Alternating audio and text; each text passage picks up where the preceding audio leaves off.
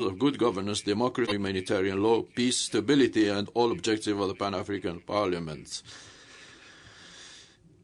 So help me God, I so affirm.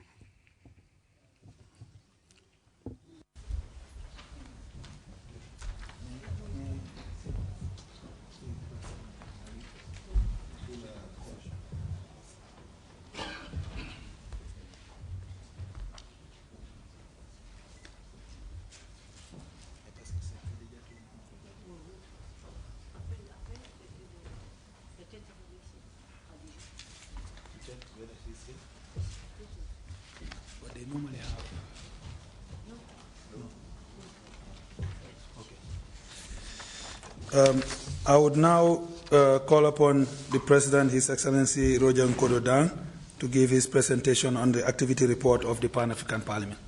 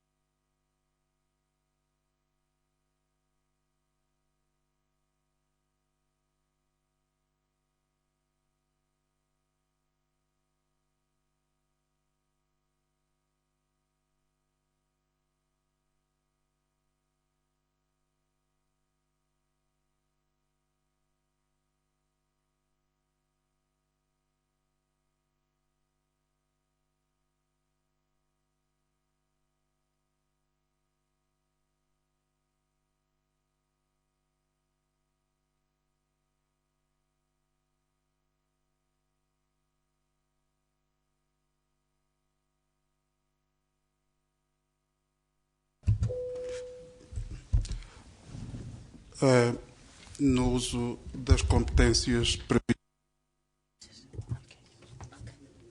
Excellencies, I would like to call to the floor His Excellency Dr. Roger Nkodo, the President of the Pan-African Parliament, to then present the report of the activities of this institution. Mr. President, you have the floor. Excellence, Monsieur le Président.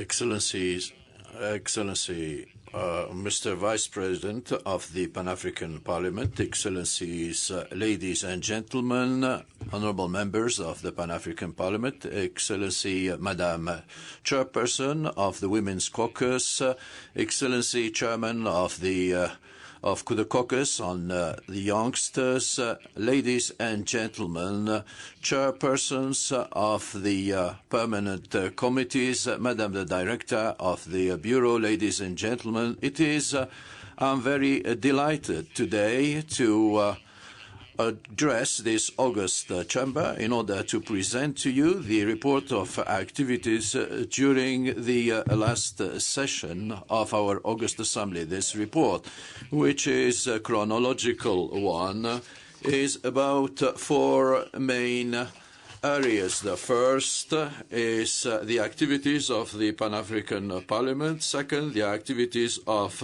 the permanent committees. And the third one is staff. And finally, the conclusion.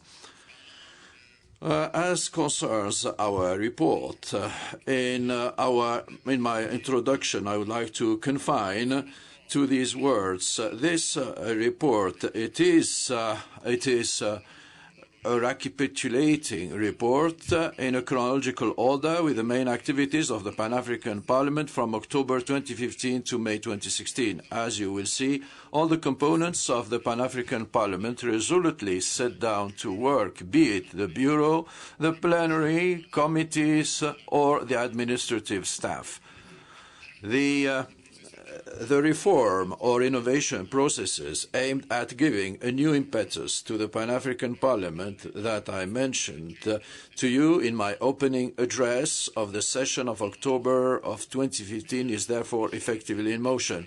Ladies and gentlemen, vice presidents, honorable parliamentarians, the period on which this report focuses started with our first ordinary session of the Fourth Parliament of the Pan-African Parliament. And the first session started from the 5th to the 17th of October 2015. And during all this session, we have debated problems related to electricity, whose report, the report of the APRM, and also the expose on climate change by the ambassador of France. And instead of reading to you the whole report, I would like to overview the main aspects of this report. After our session, we have started with your parliament was received in France in the beginning of November, the 3rd and 4th of November, and the President of the Parliament was accompanied by a delegation and received in France first in the National Assembly, where we were extended a very warm welcome, and then in the French Senate. The objective of this mission was to carry out advocacy for electricity project in Africa. The goal has been attained, considering that one of the decisions of COP21 was about energy in Africa. So this report refers to domestic activities and outside activities. I would like to tell you that during this intersession, our parliament was very much involved in parliamentarian democracy, and the intense activity that we have carried out yesterday is due to this the parliamentarian activities, which has allowed visibility to our parliament, and we are more and more solicited considering to what happened yesterday. So after this approach, we came back here and we have attended the conference of parties of COP21. And even if we were not part of the negotiations, but we formed a lobbying group outside, and all the members individually or collectively have participated to the negotiations through interviews, and we also were interviewed by TVs, and we had to express our support to the project for electricity for all in Africa. And we have started here in February, on the 29th of February to the 2nd of March, with the meeting of the Permanent Committee. If you read the report, these meetings of the committees are summed up from page 8 to page 11 in the French version. 11 and 12. These are the activities of permanent committees. We didn't want to submit to you a narrative report, and we tried to sum it up because if this report is of 19, otherwise, if it was a narrative report, it would have been of 60 pages.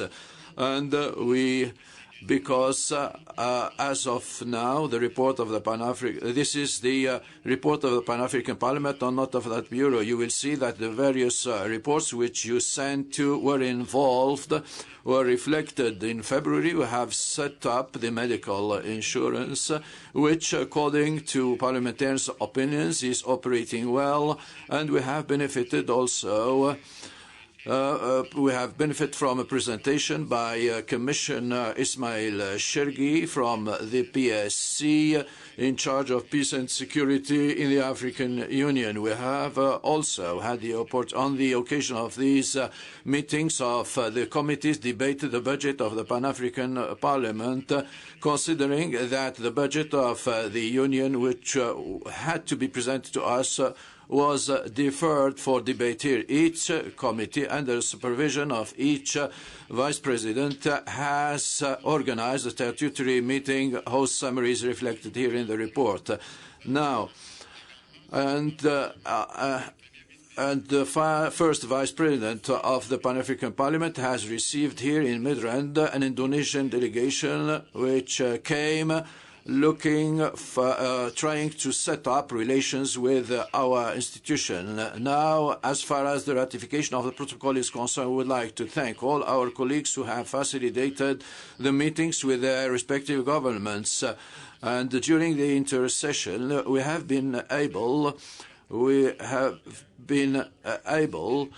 to visit the following countries: Algeria, Egypt, the Gambia, Ghana, Kenya, Madagascar, Malawi, Western Sahara, Senegal, Sierra Leone, Swaziland, Togo, and Zimbabwe.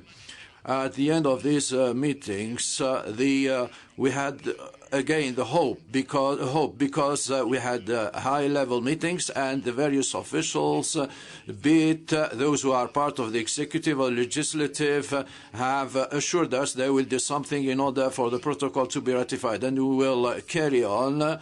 What is a break, what is an obstacle to our movement here? We will debate that is a problem of funding. Parliamentarian diplomacy costs much, and it is not the per diem which we all receive the same per diem. This is not what is important, but it is the plane tickets which are very costly. And in the same intercession, the Pan-African Parliament has participated together with the African Union in various missions for the supervision of elections, particularly in Burkina Faso, in Cote d'Ivoire, in Tanzania, in Comoros, in Niger, in Benin, Cape Verde, the Republic of Congo, Djibouti, Chad, and Equatorial Guinea.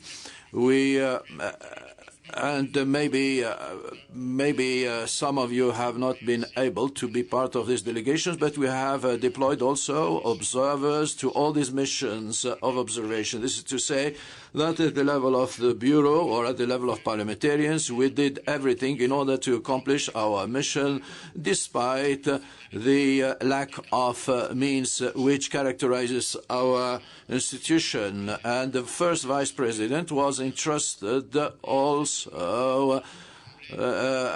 has undertaken to take care of recruitment.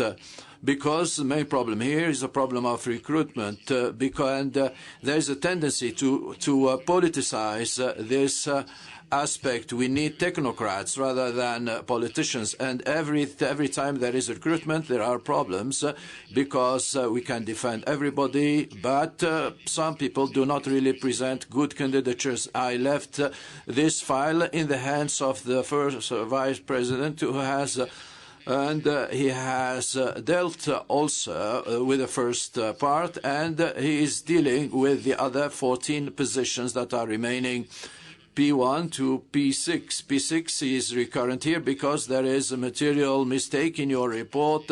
I do not know whether it has been corrected. Why P6 is recurrent? Because of the death of the deputy clerk, who died on the 30th of October 2015 and not on the 30th of October 2016, because according to the report, or to the date given in the report, he would still be alive. I would like you to correct that. And also the position of director of protocol. The position is vacant because of the resignation of the Egyptian official from this position. In order to speed up this process, the process was a little bit slow because, as I said, there are a lot of criteria we must be taken into consideration and a lot of interventions. Officials are not left alone to do their work, and we have decided to choose an external consultant in order to pursue the work together with the recruitment committee. And very recently, there was a mission by the Pan-African Parliament which went to Europe upon an invitation by the President of the European Parliament. The delegation of PAP was made up of Honorable Mlongwa from Cameroon, Honorable Robertine Peka from Madagascar, Honorable Bourras Jamal, and Mr. Jube Yusufa, who was the secretary of the delegation. The objective was to go and renew, and we were part of an unbalanced delegation because we didn't have means, and national parliamentarians had to take care of their parliamentarians, and we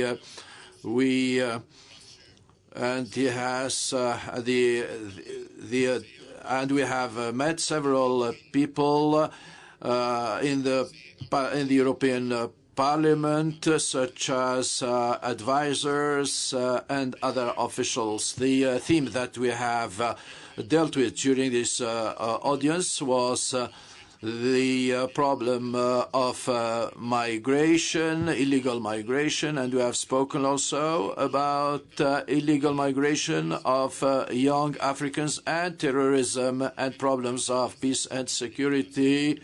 And in fact, it was not about illegal migration, but the migration of young Africans. So please correct that, because we said that there are two sorts of migration in Europe today, the African migration and the Syrian migration.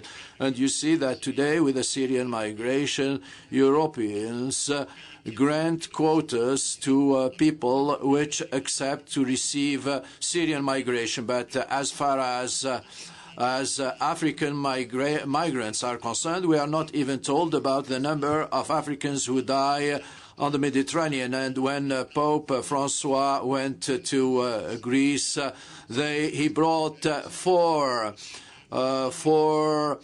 Syrian families, and the African migrants were left out, and they've never benefited from this gesture of solidarity. So we debated all these issues together with the President of the European Parliament. And the conclusions were very satisfactory. The first conclusion was to set up a working group which will start its work here in Midrand on the 1st of May. And this working group will start its work on problems which we have discussed, and also on other areas that have to do with the funding of our parliament. The delegation of the European Parliament has announced is due to arrive either today or in the next few days. We have met also officials from the Council of Europe. Here, PAP and the Council of Europe have signed a memorandum of understanding since 2004. And unfortunately, this memorandum has not been operational, and there was, in order for our parliamentarians, our staff, to benefit from training that would be provided by the Council of Europe. The European Parliament has organized 2 sessions of training for our staff, and now it is ready to receive parliamentarians in order to train them on the way to manage caucuses, and we hope that we will be able to train all our parliamentarians. So there was a very large media activities. I must tell you that since we've been here, we did our best in order to try and modernize our parliament. Everything is recorded, and everything that we are doing could be looked at for those.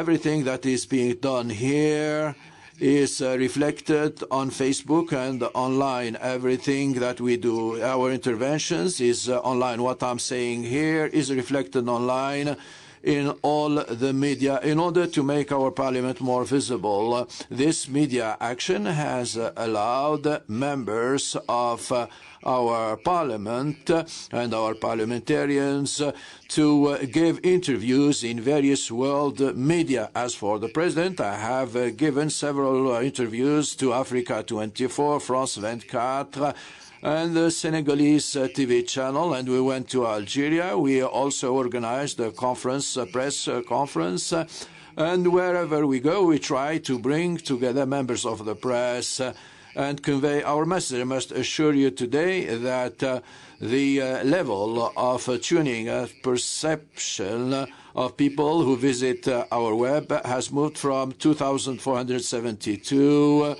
to 3,000, and every day the number of persons who visit our website is increasing. And I think that by the end of this session, this number will increase even more. And among the obstacles that we were faced with, allow me to refer to a few challenges. The slow process of ratification. I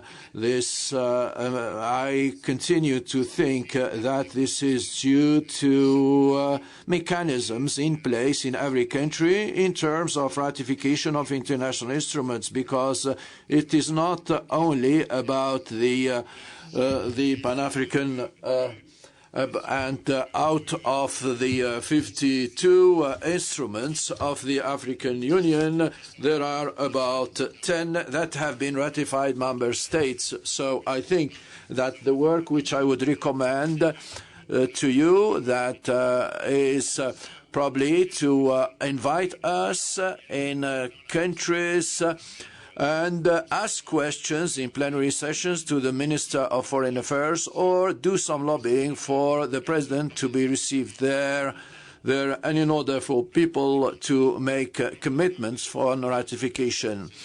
And also the lack of resources. The problem of resources is not specific to Parliament. The problem of resources is a problem that stems from our mother organization, the African Union, which is going through a crisis that has been striking a number of our countries. This is why today those who come here to Parliament, I cannot really give you any answer about the funding of Parliament, because I'm just informed just like you, because there are people here in the administration who give some information. I know that African Union sends money on a monthly basis, and generally what remains of the money doesn't allow us to carry out any activities. For example, in this session, money was sent, and this money was normally dedicated to pay salaries. But if we show you the gap, the balance of what remains for the various activities, this is really very low. So I cannot really make any commitment on this point because I'm not managing the budget. Another challenge is the problem of the headquarters agreement we have undertaken to bring the South African Republic to revise the headquarters agreement. And our colleague was very much involved in order to revise this. So it's not about the agreement itself, but the annexes, such as the provision of internet and other things. And this is what we are fighting about in order to be provided with necessary instruments, because the equipment that you see here has been set up in 2004. It is already obsolete. And yesterday in a commission there was a problem that there was a technical problem, and while I was asking for a report, so people could not really send a report, because what I told them is if there is any problem, please approach me. So I was told that they've remedied that by circulating the report on paper yesterday before the problem was faced.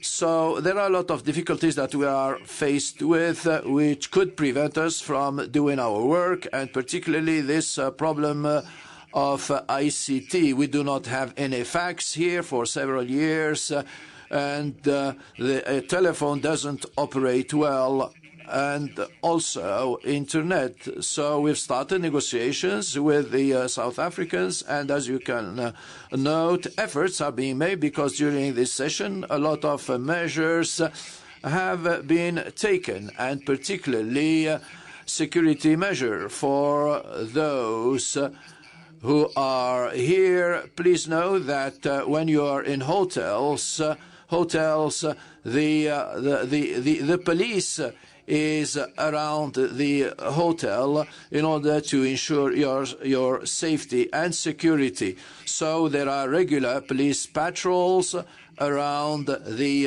hotels, and the minister has assured us that they will continue improving the services, but the advice is to keep in groups when moving around. And since I have been elected, I used to live in hotels, but with the negotiations, the residence of the president is in such a condition that I could not use it. So we've come to a conclusion that I will stay in a provisional residence until the work is finished in that former residence. Now, in terms of conclusion, I would like to tell you, Excellencies, ladies and gentlemen, that I cannot conclude this report without thanking the African Union, which has spared no effort in order to provide the PAP with the necessary funds despite the crisis that it has been facing. And my thanks are extended also to members of the Bureau and the vice presidents who have spared no effort in order to face up the challenges of our institution. We'd like to thank also all the parliamentarians who have worked with us, and particularly who have committed themselves in the process of ratification by requesting their governments to ratify in time. We have taken note, and would like to thank our generous donors who continue to assist us, and particularly GIZ, which has undertaken, because of the slow process of recruitment, who has committed itself to provide money to help this process of recruitment, and also to our secretariat, and whose teams are trying to do their best in order to face up the challenges that we are facing. What remains for us to do is to be able to encourage the 25 remaining states. There are 10 which have signed, 3 have ratified. It means that the 2 others, if they have not done so, they must be encouraged for them to send the instruments of ratification to the African Union. Once this has been done, 25 other countries will be able to do so by the end of this year. Allow me, ladies and gentlemen, now to tell you that for a year now, we have had time to bring people back to work and time to make our parliament more visible. This is not a victory of an individual, but a collective one. And I hope that we will be able to commend our efforts.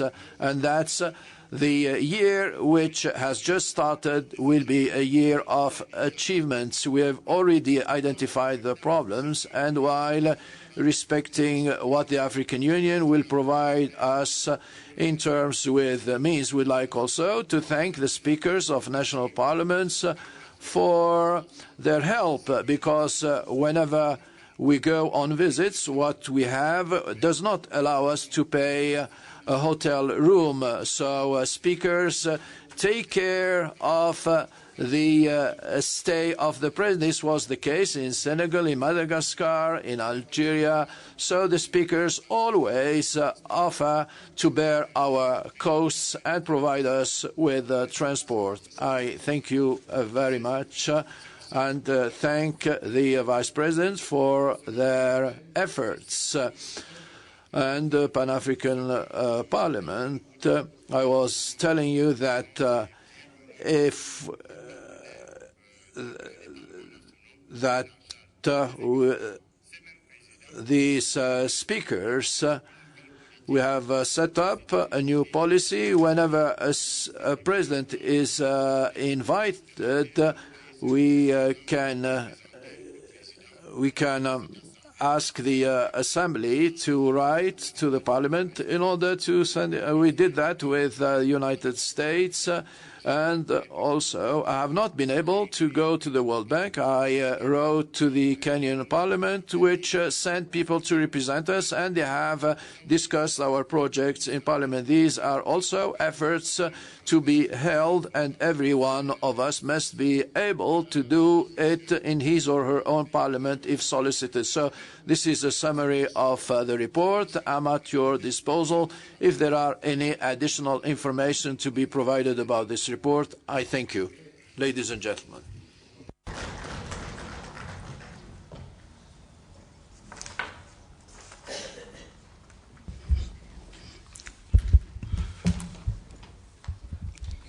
Quero, em nome I would like to thank His Excellency, the President of the Pan-African Parliament, for the presentation, for the objective presentation of the activity report of the Pan-African Parliament. There are three aspects that I would also like to share with you before we start our debate. In the first place, I would like to remind you once again that for our agenda today, we have three themes. We have three issues that we are going to deal with. In accordance with our program, we have the debate of these three themes would have to conclude by 12 o'clock, which means that we only have 3 hours of work. And now we have less than that. We have approximately 2 hours and 20 minutes. So, in view of this, and in view of Article 43 of our rules, I would like to suggest that each presenter takes 3 minutes, maximum of 3 minutes, and I repeat that, maximum of 3 minutes, so that His Excellency, the President of our Parliament, may respond to any questions that may rise. I would like to know if you are in accordance with the 3 minutes for each presenter. Are you in accordance with that, 3 minutes? Very well then. We have 29 speakers.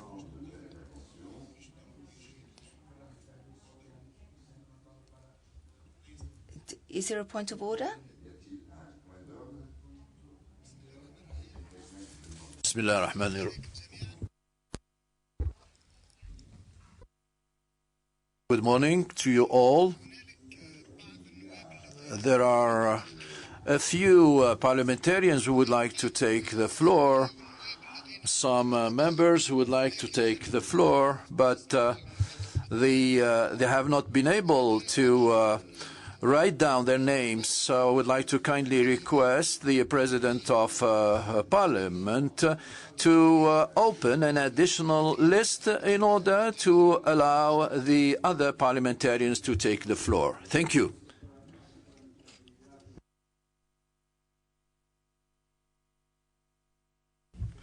Eu creio que é uma questão.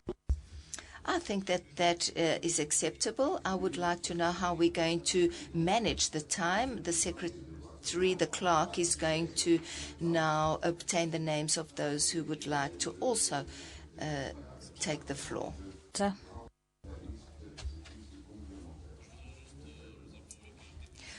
I would like to also tell you that I was one of the first that registered the name on the list, but my name does not appear thereon. Oh, We have noted that. As I was saying, and in terms of Article 43, Dar a palavra I'm going to now give the floor to my colleagues in light of Article 43 of our rules. I see that there's a hand that has been raised. This is already gone, but we should know that one of the major activities that we need to pay much attention to is the activity of PAP itself. We shouldn't be loading it and then now come and say we want to use 3 minutes to run through. Please, I think that it's important that next time we dedicate the whole morning to the activities of PAP so that we can debate it, because that is what we are doing and it's the only way we could be able to check ourselves and correct ourselves. So I think that the 3 minutes is too inadequate. We need to see if it is possible to push 1 or 2 of the programs in the afternoon so that we can take minimum 5 minutes. So that this is our own activity. It's important that we are able to debate it adequately. Thank you very much.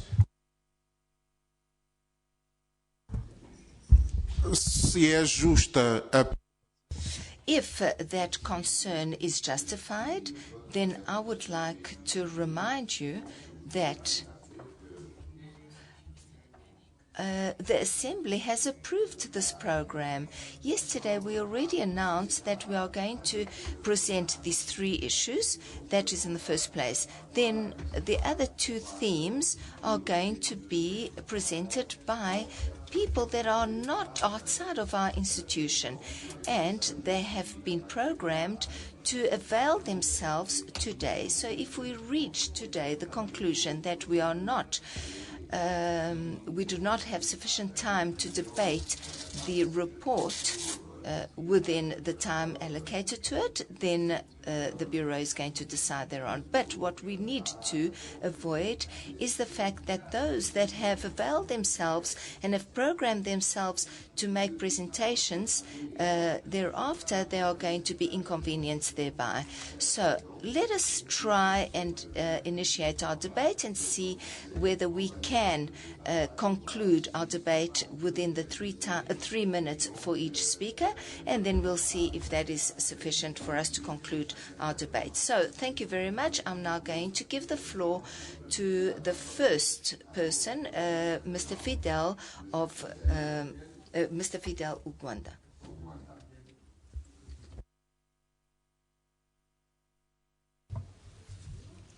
Thank you, Mr. President. Thank you for according me this time. I'll be brief. First of all, I want to thank the President of PAP for the presentation, which is very clear and which was very well summarized and without leaving out the main point. Mr. President, I want to thank you most sincerely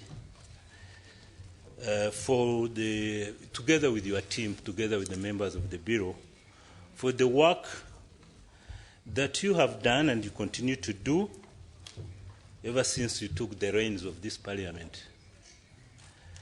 You have, in a very short time, 1 year is not a long time, turned things around.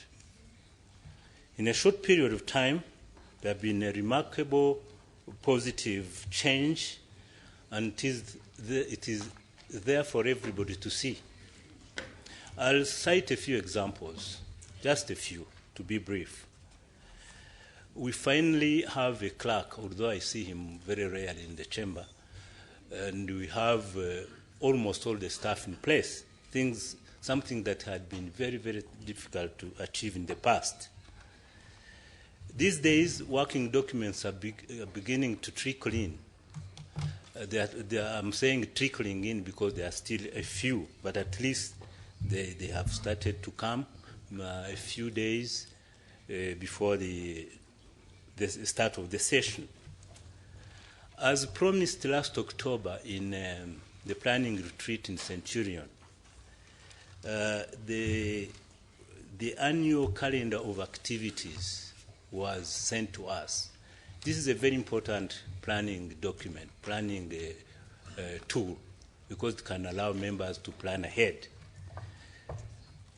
But most of all, I must stress, it is the insurance. I can testify to this because last month I presented the card very timidly in my local hospital at home, very timidly because I was apprehensive that may not work. I was pleasantly surprised when they told me I was going to pay zero money.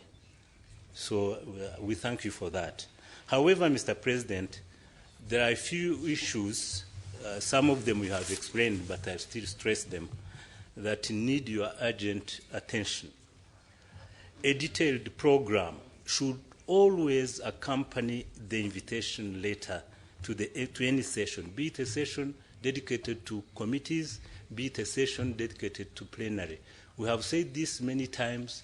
You should take an undertaking that it will, this time round, it will start happening. All working documents should be sent to members some days, not just one day, before the start of a session. We urge you, Mr. President, although you explained it, you went to great lengths to explain, but we urge you to do all in your power to introduce ICT in this parliament and hence make it as paperless as possible.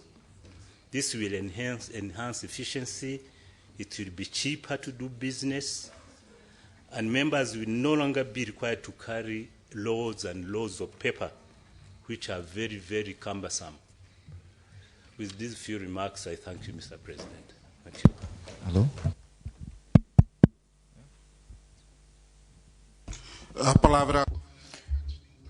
I would like to give the floor now to our illustrious colleague, Madame Kabina from the DRC. Honourable Chairperson, I thank you for giving me the floor. Much like previous speakers, I want to be brief. Let me start by commending you for the work that you have achieved thus far, you and, of course, your officers. Honourable Chairman, I believe that before this fourth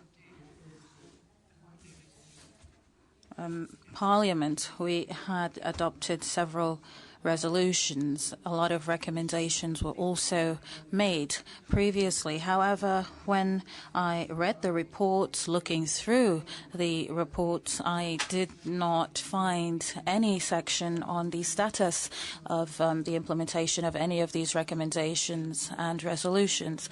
I would suggest that your future reports include such a section because it would help us to determine where we are. I thank you.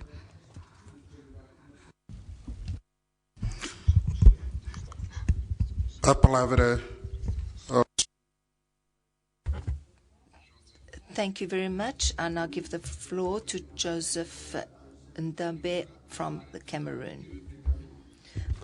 I want to join my voice with my predecessors to congratulate the President of PAP and the whole executive of our Parliament for the work they've been able to do so far within a very limited space of time.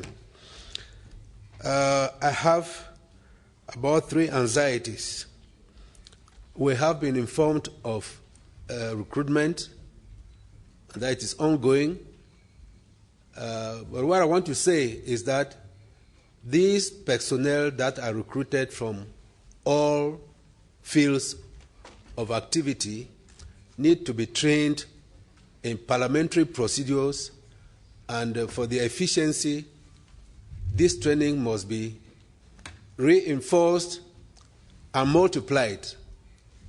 They must get acquainted with the documents of Parliament, the rules and procedures, and the protocol essentially.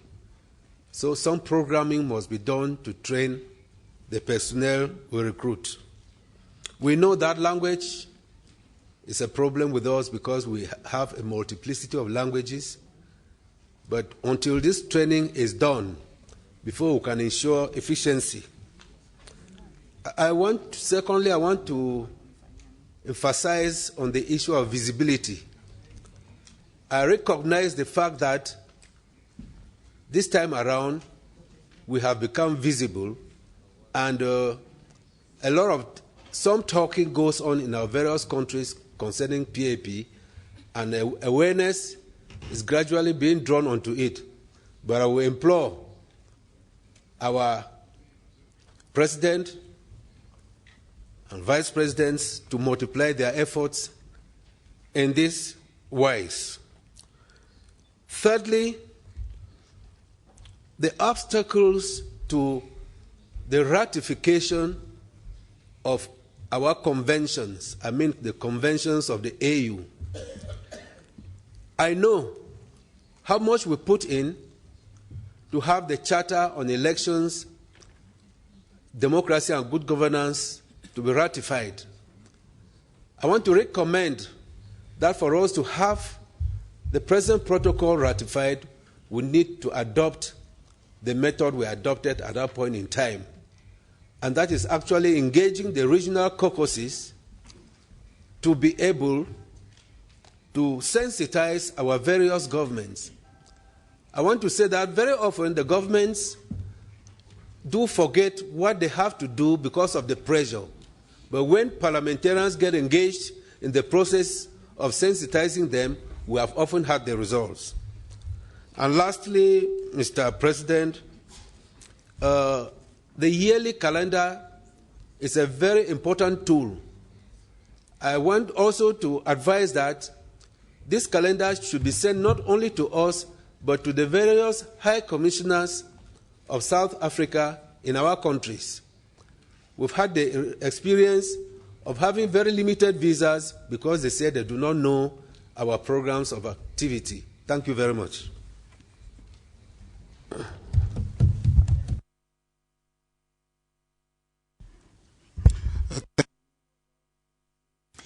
Thank you very much. I now have the pleasure of calling our colleague Ahmad Tahir from Chad. Merci, Monsieur le Président, pour la. Thank you, Mr. Chairman, for giving me the floor.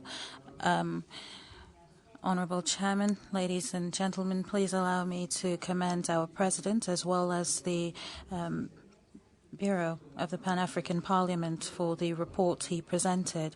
Mr. Chairman, our Parliament is developing and we have made a lot of significant achievements. However, there is still a lot of work to be done for Africa's interests.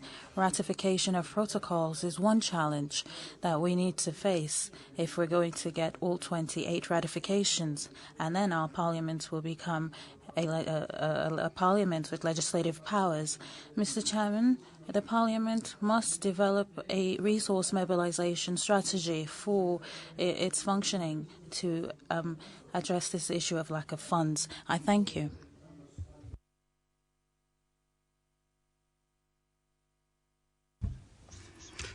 Thank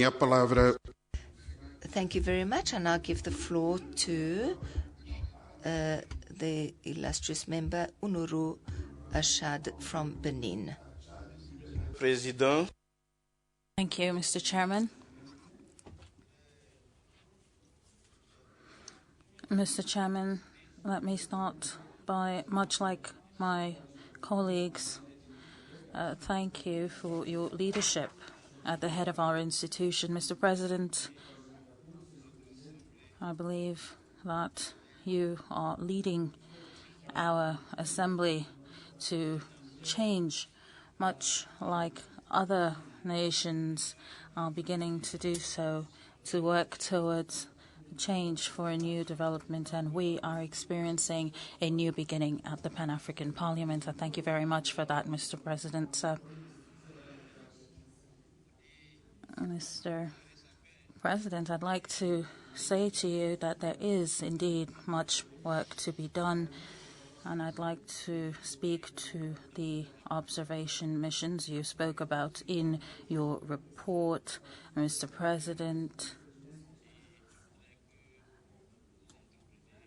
It looks like the current practices are not ideal, and I would like you to take that seriously. I feel that it continues to be business as usual.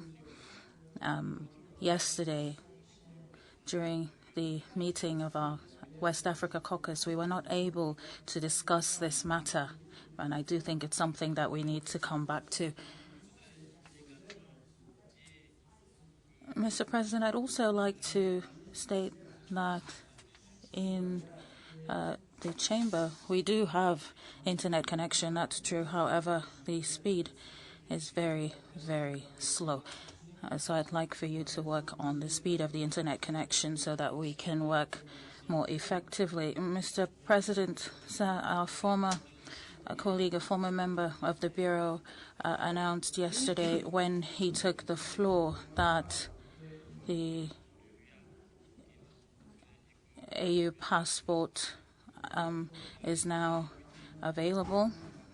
I have to state, however, that some members of parliament do not yet have their AU passports, whereas it's extremely important to have that document if we are to move around African countries.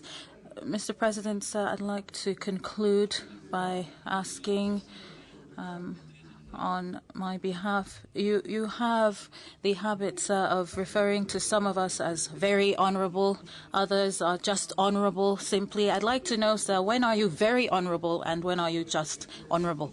Thank you.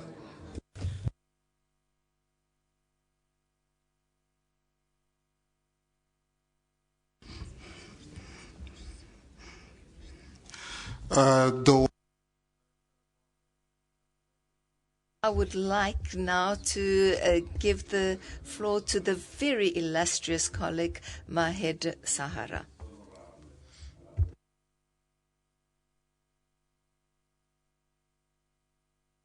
She's not here. I call now our colleague Baraki Ouattara, Côte d'Ivoire. Thank you, Mr. President. I just wanted to congratulate our President for his big effort in favor of the Pan-African Parliament. He promised, and I think that he's busy sticking to his promises. I just wanted to talk about the observer missions, but I think I was preceded by a colleague from Benin just to support, to say that the President should perhaps clarify and to revise and to be told clearly who identifies the parliamentarians who have to go on the various observer missions. I thank you very much. I now call upon Honorable Zeli Pierre Masanga from the Congo. Mr. President, I'm going to begin by presenting my congratulations to you for the quality of your report, first of all, but also and especially for the quality of the work which has been accomplished. I was a witness when we were in Paris, when you undertook very intense activity during the preparations for the summit on the environment, COP21. Mr. President, you were in all the media, or practically, because I was in France at that time, in all the media, I could say. There was talk of the Pan-African Parliament, and they were discovering what this institution is all about. But what we've been doing for 10 years, however, we've had to wait, and so that the Parliament should be better known. So we congratulate you yet again, Mr. President, for the quality of the recruitment, which is being undertaken now at the Pan-African Parliament. You will recall, Mr. President, however, that for 10 years there was a recurrent problem at this Parliament, and everybody complained about it. That was the work done by the Secretariat. At every session we heard that. One only spoke about the clerk and his secretariat. So there has been requests for the renewal of that. But now we see that the quality of the secretariat has been improved, and we commend them. But of course, we continue criticizing when things aren't right. We have to continue so that the process of recruitment is that of quality personnel, and that the new people who join us should be of a high quality. That will be to the honor of our parliament. And what we do, what we say, the conference forgets that we have a code of conduct now. Since 2004, we've been waiting for this code of conduct, and 2 years ago it was adopted in this very chamber. But unfortunately, this code of conduct is almost unknown or ignored by most of us here.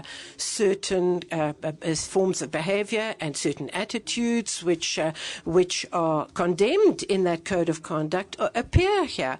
We do not pay any attention to that. So I think maybe it's time, Mr. President, that we should apply this code of conduct.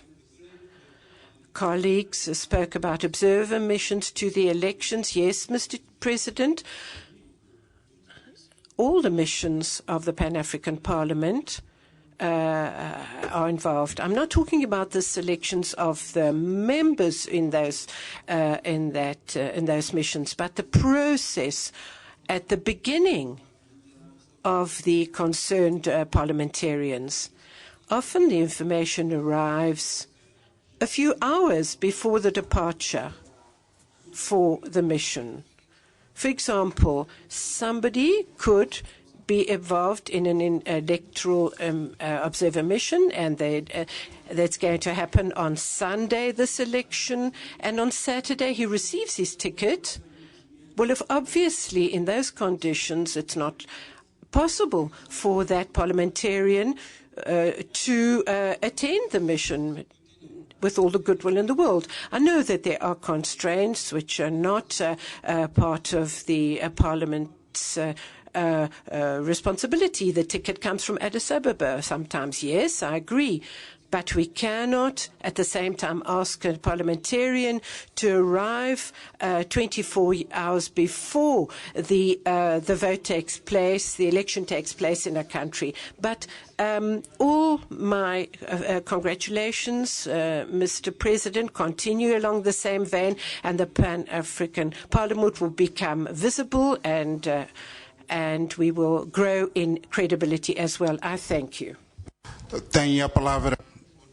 I now give the floor to Honorable Oscar Samar Olutu from the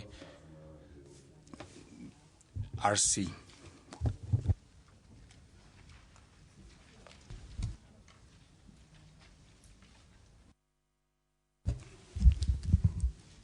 He's out. Aissatou Sow Diawara from Senegal.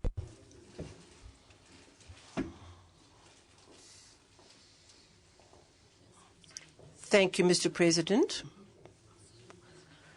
Mr. President, I would like to begin by commending the President for his untiring efforts in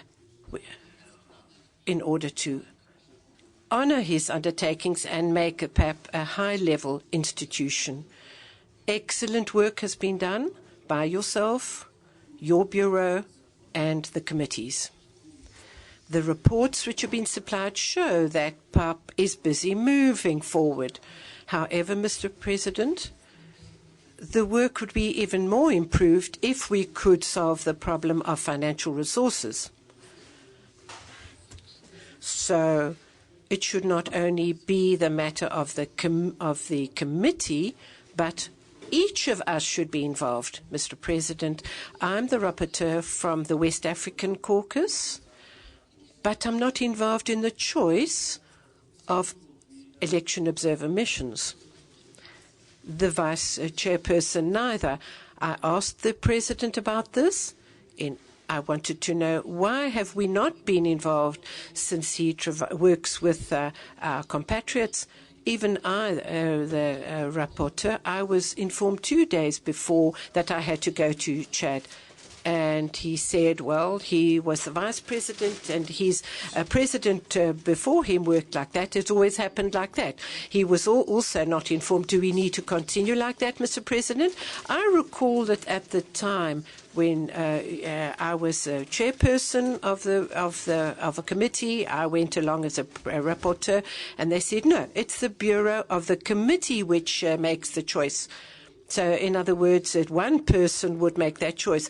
So, I think that problem needs to be resolved and not be the responsibility of one person. I thank you. I now call upon Honorable Namatandi Cecilia Memela. But before giving the floor, allow me to make an announcement. I received a list of 29 honorable members, and I have given the floor to roughly half of them. I would like to thank all of you because all the remarks have been straight to the point and nobody was interrupted.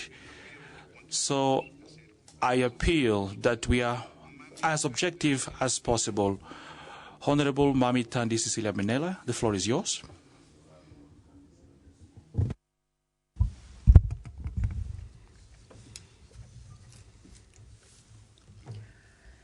Honorable President, Honorable First Deputy President, and the other two hardworking women who are part of the Bureau. Firstly, I heard you laughing. Firstly, I would like to say yes, though we received the report very late and we've got very limited time to actually peruse it. But I'll mention a few issues here. When you, for an example, page 11,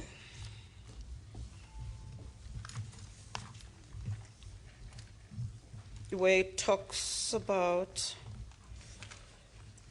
some of the things that we actually are taken apart. The protocol.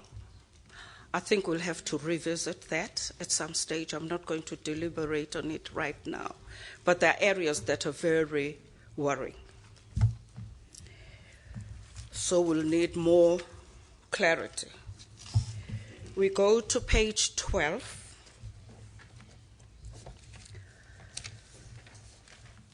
Cooperation, International Relations and Conflict Resolution Committee went to Burundi.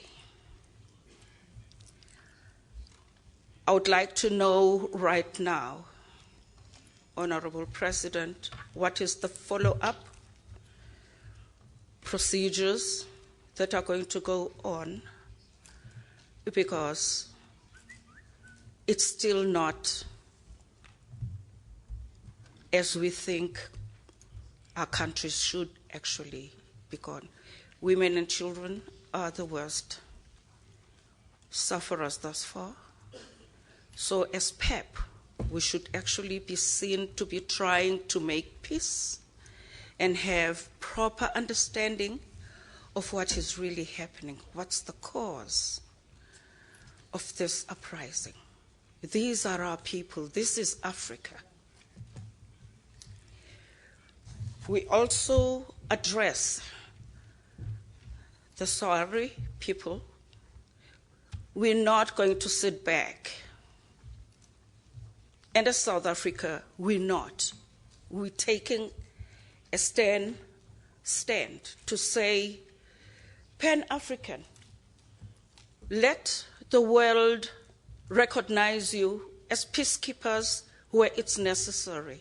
We have to try and help our people. And then we'll be a peaceful country. I would also say,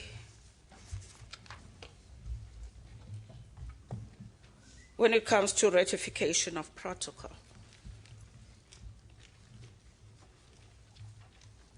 I will reserve the comments right now, but Honorable President, I think that's an area that is of concern to us. We want to actually have a clear list of people employed here and the proper rules and regulations as to how some of them got to the positions they have.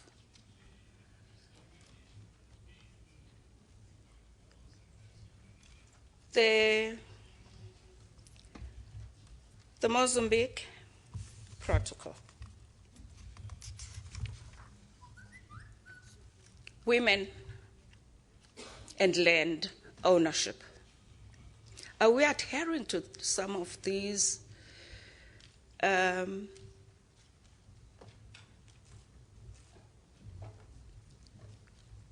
areas of concern? We've signed some of those things, but it seems as if we're not following as to what goes on. Do we have proof that everybody has actually signed that protocol, the Maputo? Because right now, and the people who are interested in gender will know that we say women 1 hectare of land, and even the very trodden on women, the widows, must never ever lose the ownership of land, because they've got children, they're left with children, and we have to actually go even further to have a thorough discussion with the traditional leaders, because they also own land. Thank you.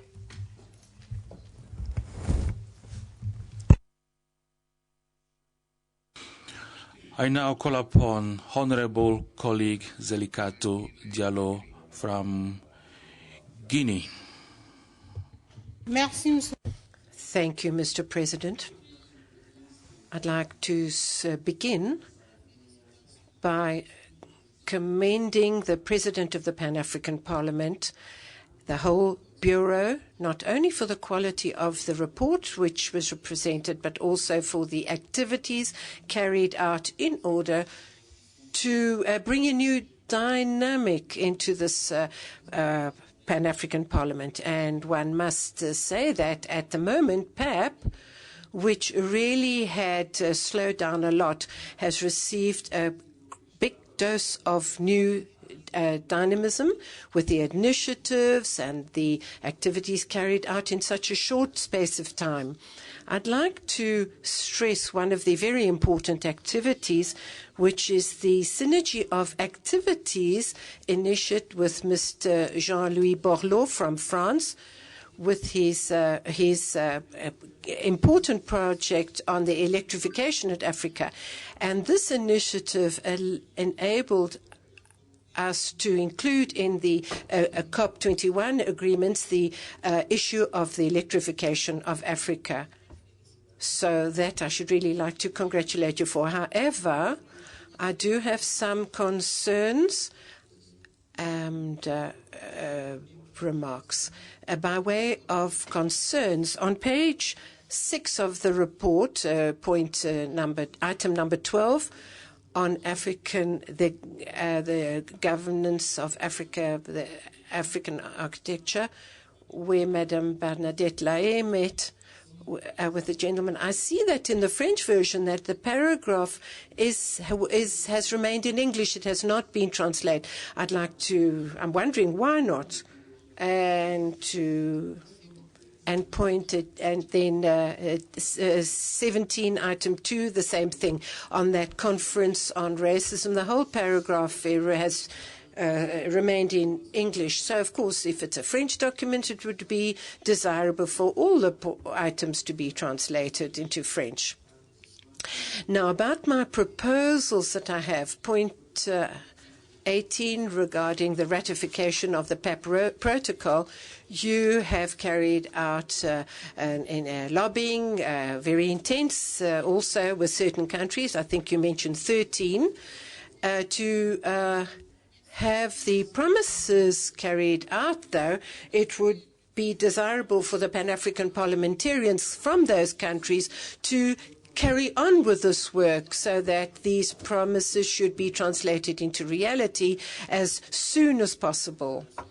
And then as far as challenges are concerned, you also mentioned the issue of insufficient resources. And we say it the whole time, and there are recommendations to this extent. We've often spoke about the 2014-2017 PAP plan as far as funding is concerned. PAP asked to the African Union to use the model of the OECD, where the budgetary resources are sufficient. The initiative was taken to have a community funding, and so that helped to the OECD to be autonomous on the financial level.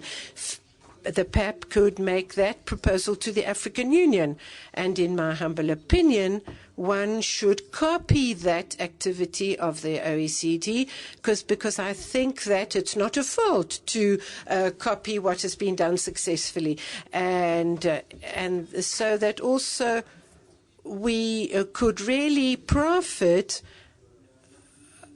because these resources would allow us to advance. I thank you. I now call upon Honorable Rosine Denyo from Benin. Thank you. Like those who have preceded me, I should like to congratulate our President. My only concern has already been mentioned by the first speaker, so I thank you.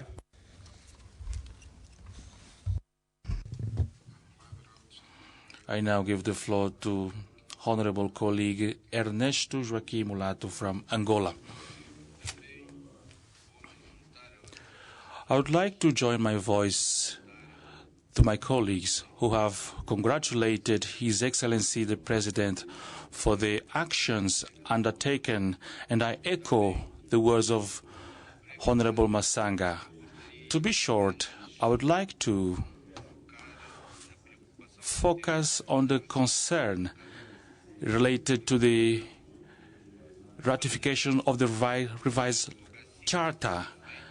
In addition to the advocacy underway, I would like to find out whether it is possible, if during the meetings or summits of heads of state, is it possible for the Parliament to present a memo to undertake this advocacy through such a memo? As we are all aware, we have challenges in ratifying all these instruments. We have been undertaking campaigns in our governments, but we always find some resistance. And I think this has to do with separation of powers. If they grant legislative power to the Parliament, and if the Parliament is able to pass laws that will help our populations. I think this is still a challenge for our governments. I would like to find out if it's possible. Is it possible that we prepare a memo during the summits of heads of state so that they learn about our concerns? And I think that our heads of states are not acting accordingly. I thank you.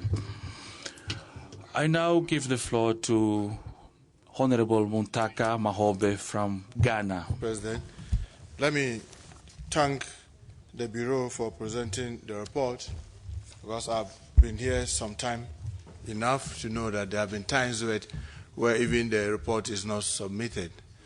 But let me say that I'm very concerned and worried that these reports are presented late.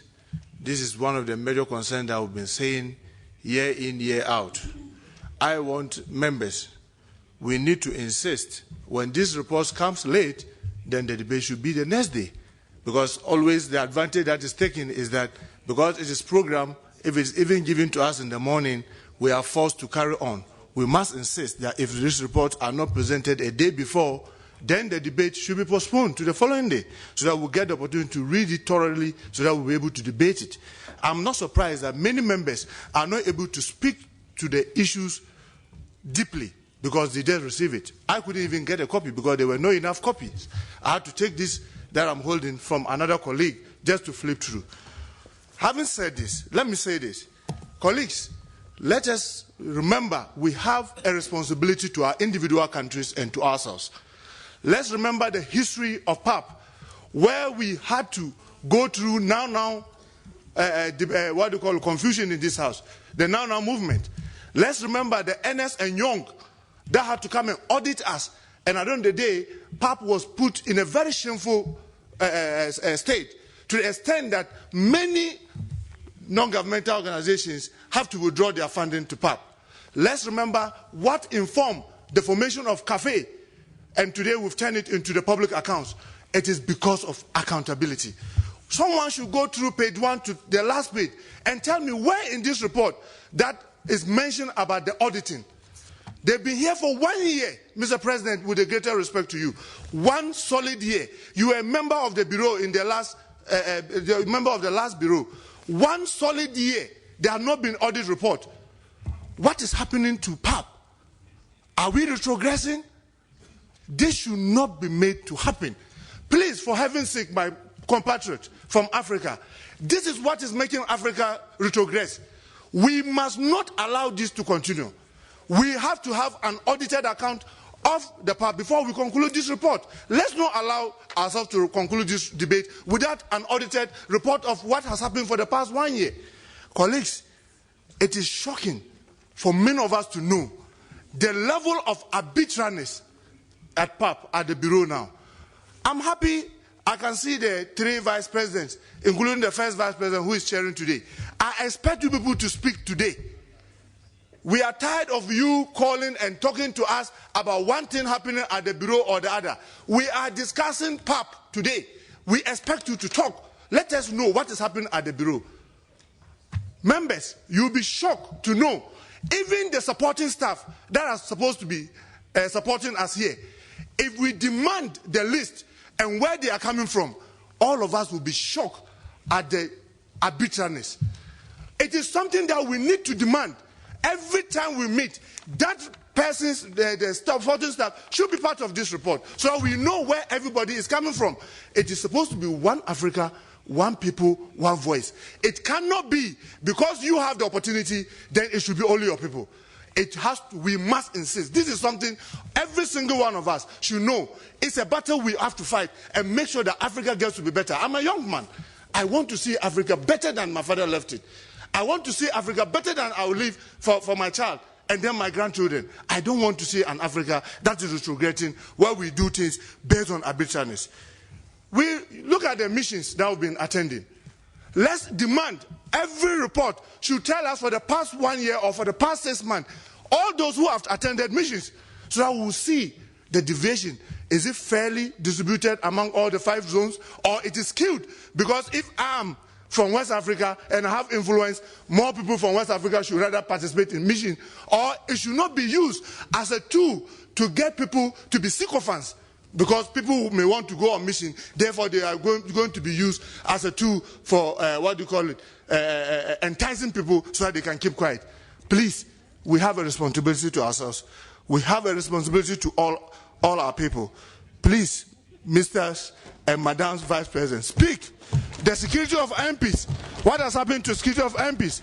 The last committee meeting that we came, some members were attacked in the hotel room. I have been here where there are security police personnel at every single hotel. Mr. President, make this your priority. Please, it is good. I don't want to sound like those who have a half empty and half full. I appreciate that you've been able to present a report. But please, let's improve what we do at PAP. Let's not retrogress. We need to account to the people of Africa. I thank you very much for the opportunity.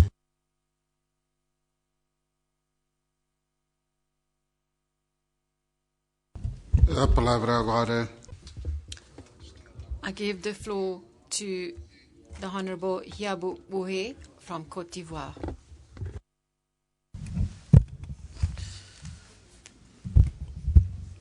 Merci, Monsieur le Président. I thank you, Mr. President. Mr. President, I would like to thank the President for his presentation, which he wanted to be quite short, by inviting here parliamentarians in order to go more thoroughly and more deeply into reading this document. But it is necessary for this document to be provided to us within the required time frame. I must note that now an effort has been made, so congratulations. And I would like also to thank most particularly to the President for the great solemnity which is given now to our session, that is through the support of the members of the Bureau and also through the ceremonial dresses that are worn by the various representatives. But I would like also to focus on two aspects of your presentation, and this on the substance. On the substance, you have taken part in the second summit of African parliamentarians on climate policy, that is from the 12th to the 13th of November 2015 in Kenya. And during this summit, you have adopted a few goals. That is to see to it that at COP21 that you could speak in one voice, and also see to it that a certain number of concerns of the PAP could be taken on board. This is a very good initiative. And I have just noted that in COP21, alas, unfortunately, we have invited only as observers. And isn't there a kind of contradiction between your clear will to participate in the proceedings and the observer status that we have been given? Second, the headquarters agreement. There is a headquarters agreement between the government of South Africa and the African Union. This agreement has expired in 2009. And to date, Mr. President, I must say that I'm really concerned because since 2009, this headquarters agreement has not been renewed. Do we really live in a complete insecurity? Could we really believe that we are acting illegally? The situation of insecurity that we have faced in South Africa, isn't it part of this situation, which makes it that the headquarters agreement has already expired? Thank you, Mr. President.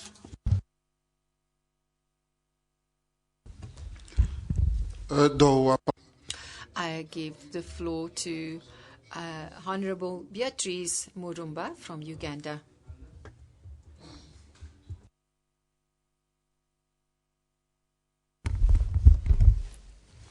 Thank you very much, Mr. President. I want to add my voice on that of my colleagues to congratulate him for presenting a report in his time early enough. Many queries have been talked about by my colleagues.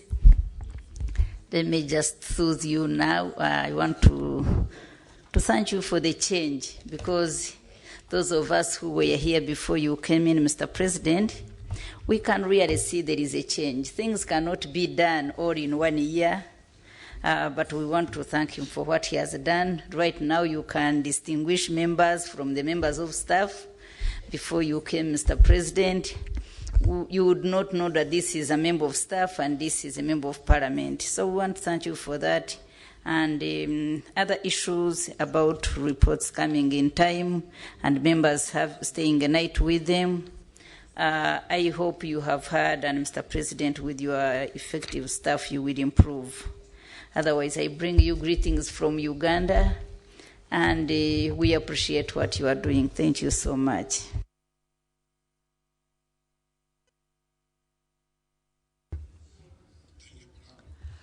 I give the floor now to Honorable Amusubi Kapademe from Togo.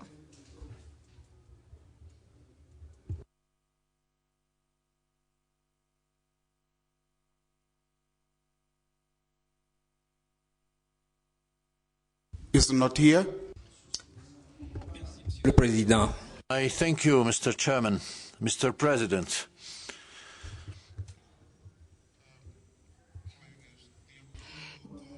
Dear honorable members, according to our rules of procedure, you have to stand in order to take the floor.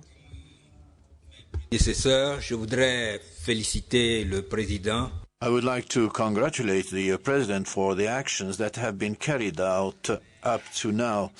But as customary, a lot of things need to be improved.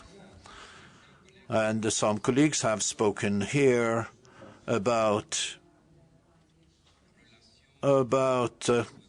connections, which I do not want to qualify as being a form of nepotism, but things should be done according to the norms. We are a parliament here, and parliament is about law, and it is about equity.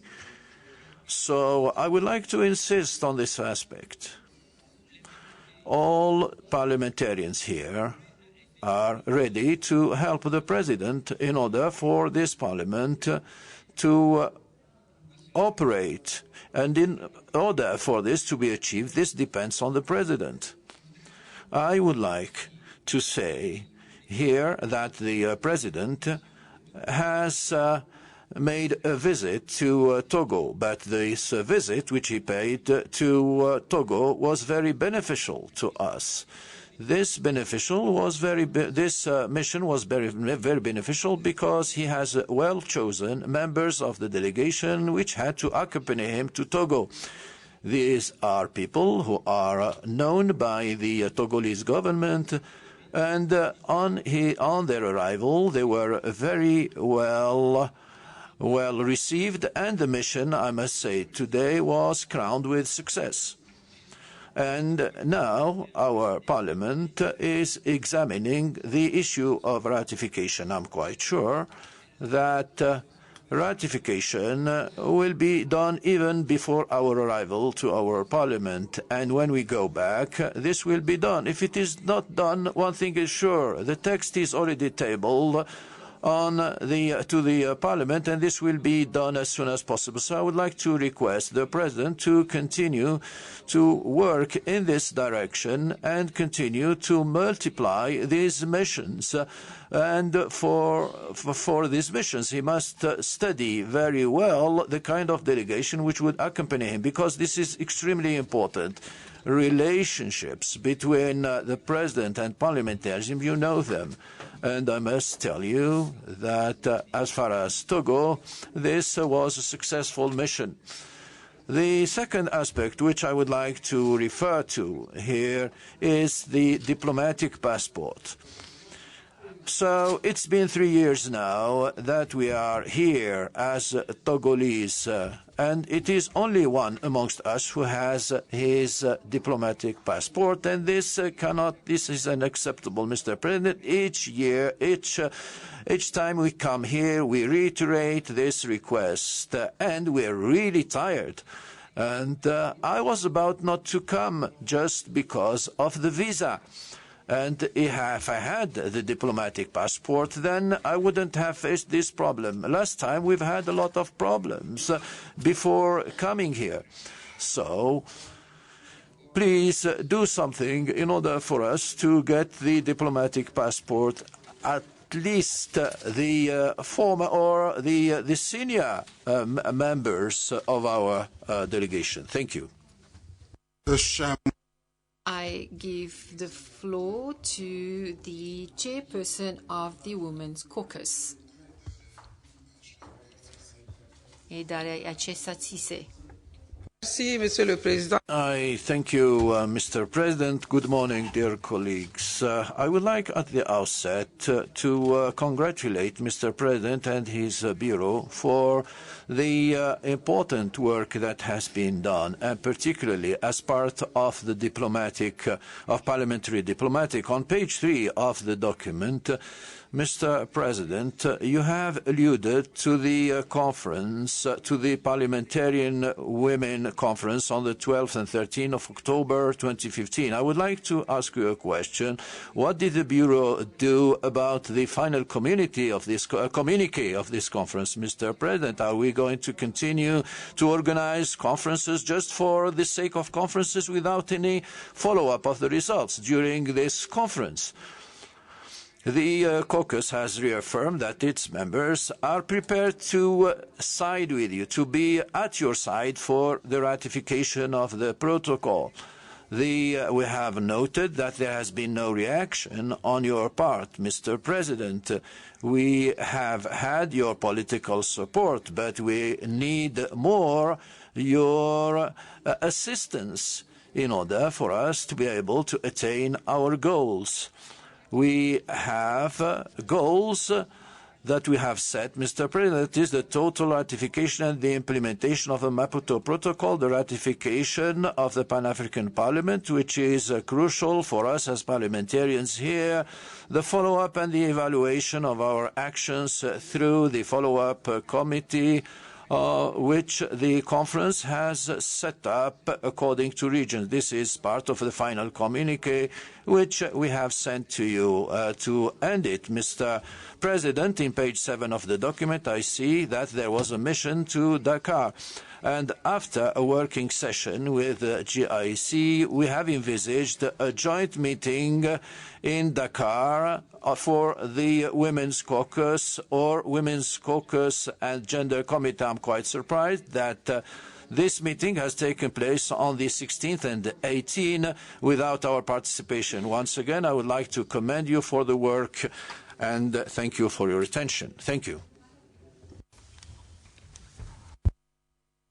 I give the floor to Honorable Jean-Pierre France from Mauritius.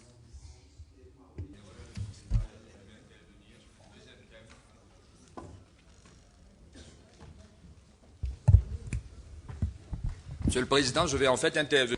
Mr. President, I would like to take the floor on the second theme of the agenda, of our agenda. Thank you. There was a mistake by the Secretariat. Thank you.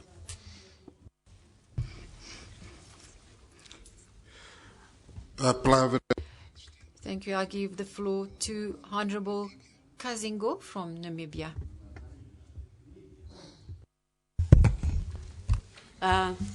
Thank you for giving me the floor. At the onset, I would like to join others to thank His Excellency, the President of PAP, for the innovations he has introduced since he was elected. I'm talking about, for example, the ceremonial garments. They are beautiful in the carpets. Having said that, Honorable Your Excellency, I have got just 3 points. My major point is on the ratification of our PAP protocol. I have a feeling that we are not doing enough to ensure that the protocol is ratified. I'm saying that because, Your Excellency the President, you were part of the previous bureau, is the continuation, and you know well the strategies we have embarked upon, because I was also part of the other previous bureau, to ensure that the protocol was adhered to by the head of state in Malabo. I would like to propose, in addition to the strategy you have, to think in terms of you 5 dividing yourself in 5 regions. And each of you might be president or national parliament of specific regions. Because there is a different story altogether when, for example, a head of state is visited by the national MP who are a member of PAP and be visited by the MP members of that country, accompanied by the president or vice president of Pan-African Parliament. If you can consider that, then I should think we will move forward. So that maybe, let's put it the cut-off date, 2017, to ensure that when you go out of your office, your term, the biggest achievement is to ensure that the protocol has been ratified. I take note on page 7 when you said you went to sensitize at AU head of state. I would like just you to elaborate. What is the feeling? What is their comment on the ratification of the protocol? Having said that, I should think I would also like to propose to say, let's try to limit the visit to Europe, and let's concentrate in Africa to ensure, first, the protocol is ratified.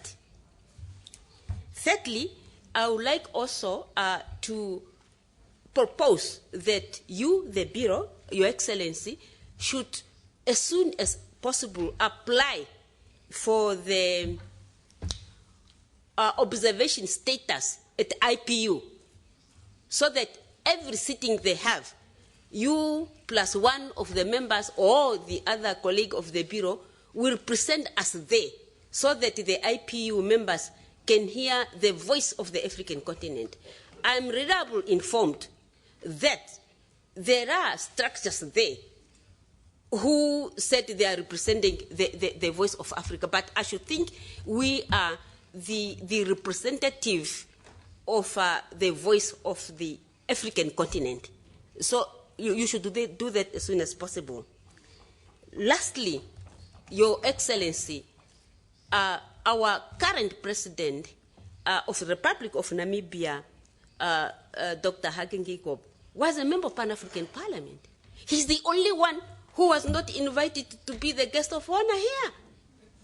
The Excellency of Mali was invited. His Excellency, the President of Ghana, was invited. When are you going to invite our President? With this, I thank you. Point of order, Mr. President. Point of order, Mr. President. Oh, yes? Yes. Thank you very much, Mr. President. I seek to seek your indulgence here. We have sought the list of speakers this side, and we've been waiting ever since this session started. I think it's not in order for us to proceed without knowing whether we are in the list or we are not in the list. You're going to catch us off guard and ill-prepared to contribute. So I don't know what's happening with the list of speakers. Can we be favored with them, please? I thank you.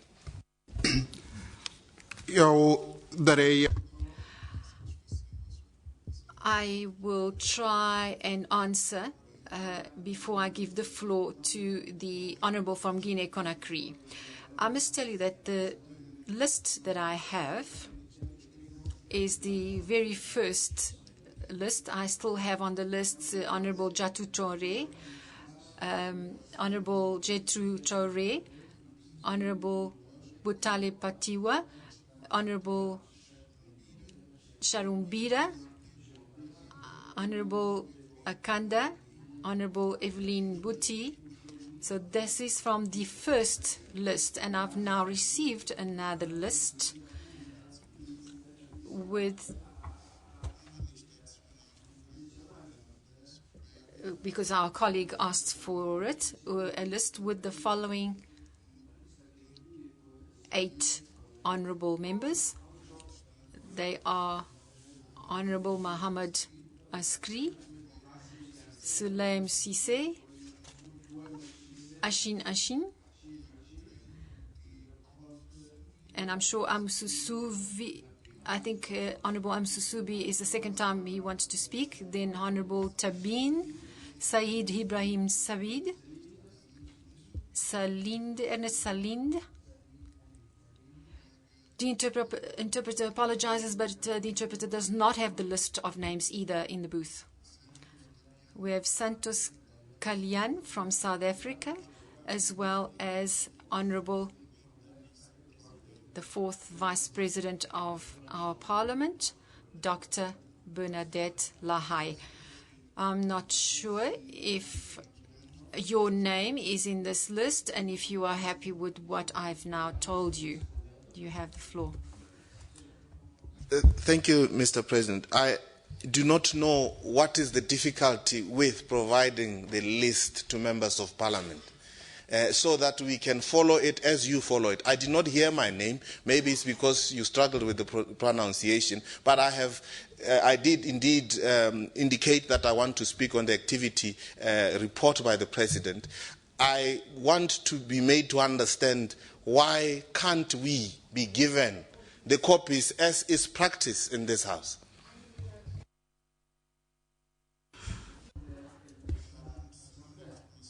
I've just received information that the lists are available on the tables at the entrance of the chamber.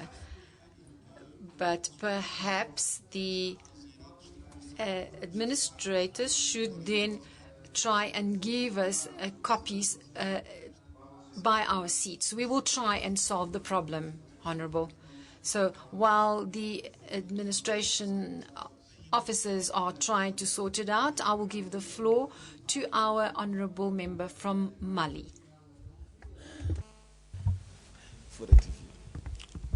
C'est Jantun Traore. It's Jantun Traore from Guinea, from the Republic of Guinea. I thank you, Mr. President, for giving me the floor. I would like, at the outset, just like the previous speakers, to congratulate you.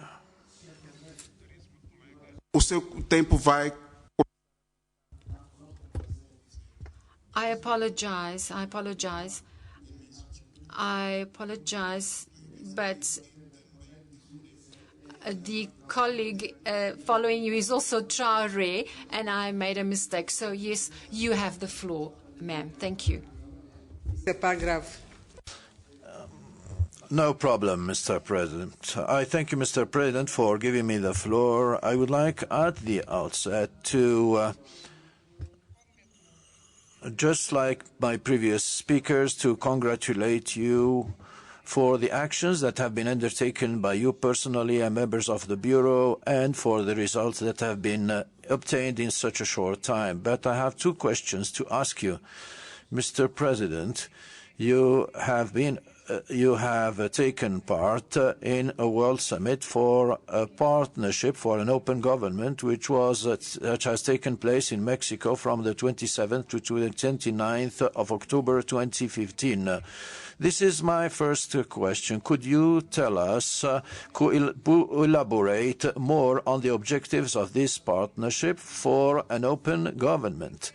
And what is the benefit for PAP to be drawn from this participation? Second question, as part of the consultation between PAP and regional parliaments for the promotion of constitutionalism, and the primacy of law in Africa. There was a consultative meeting for the promotion from 25th to the 27th of November 2015 here in Midrand.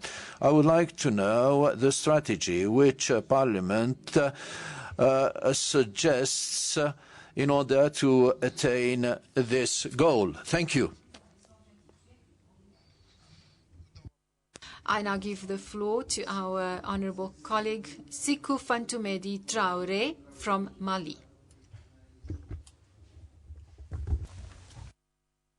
Merci. I thank you, Mr. President.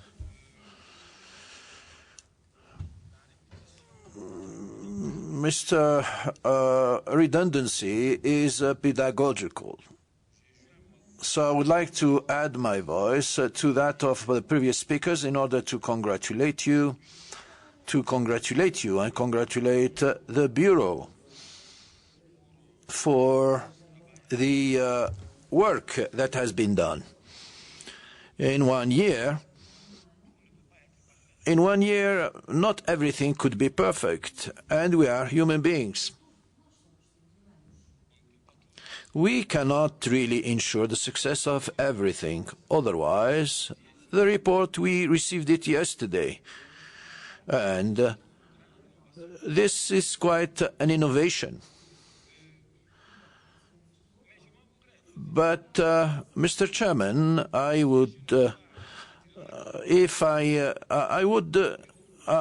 cannot but do this remark to the Bureau.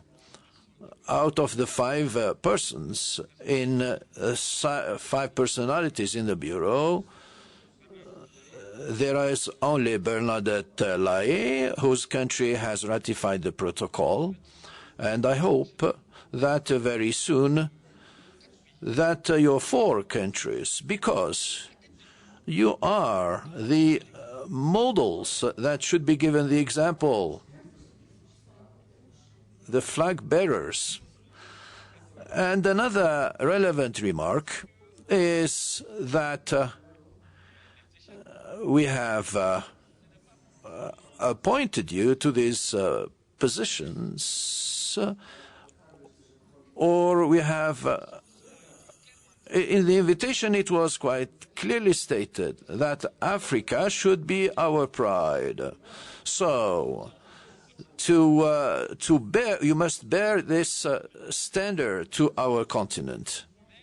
But when we look here in the hall, how many honourable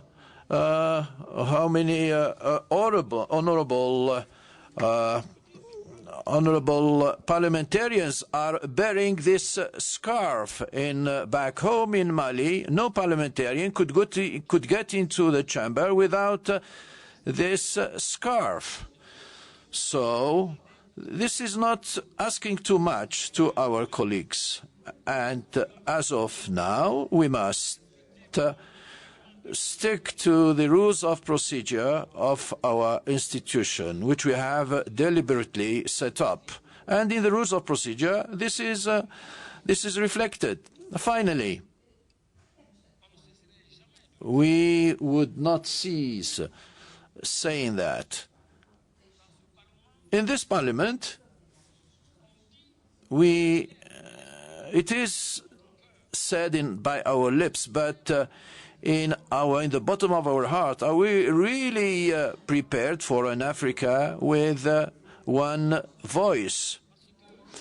I doubt it, because today, more than ever, we must help one another.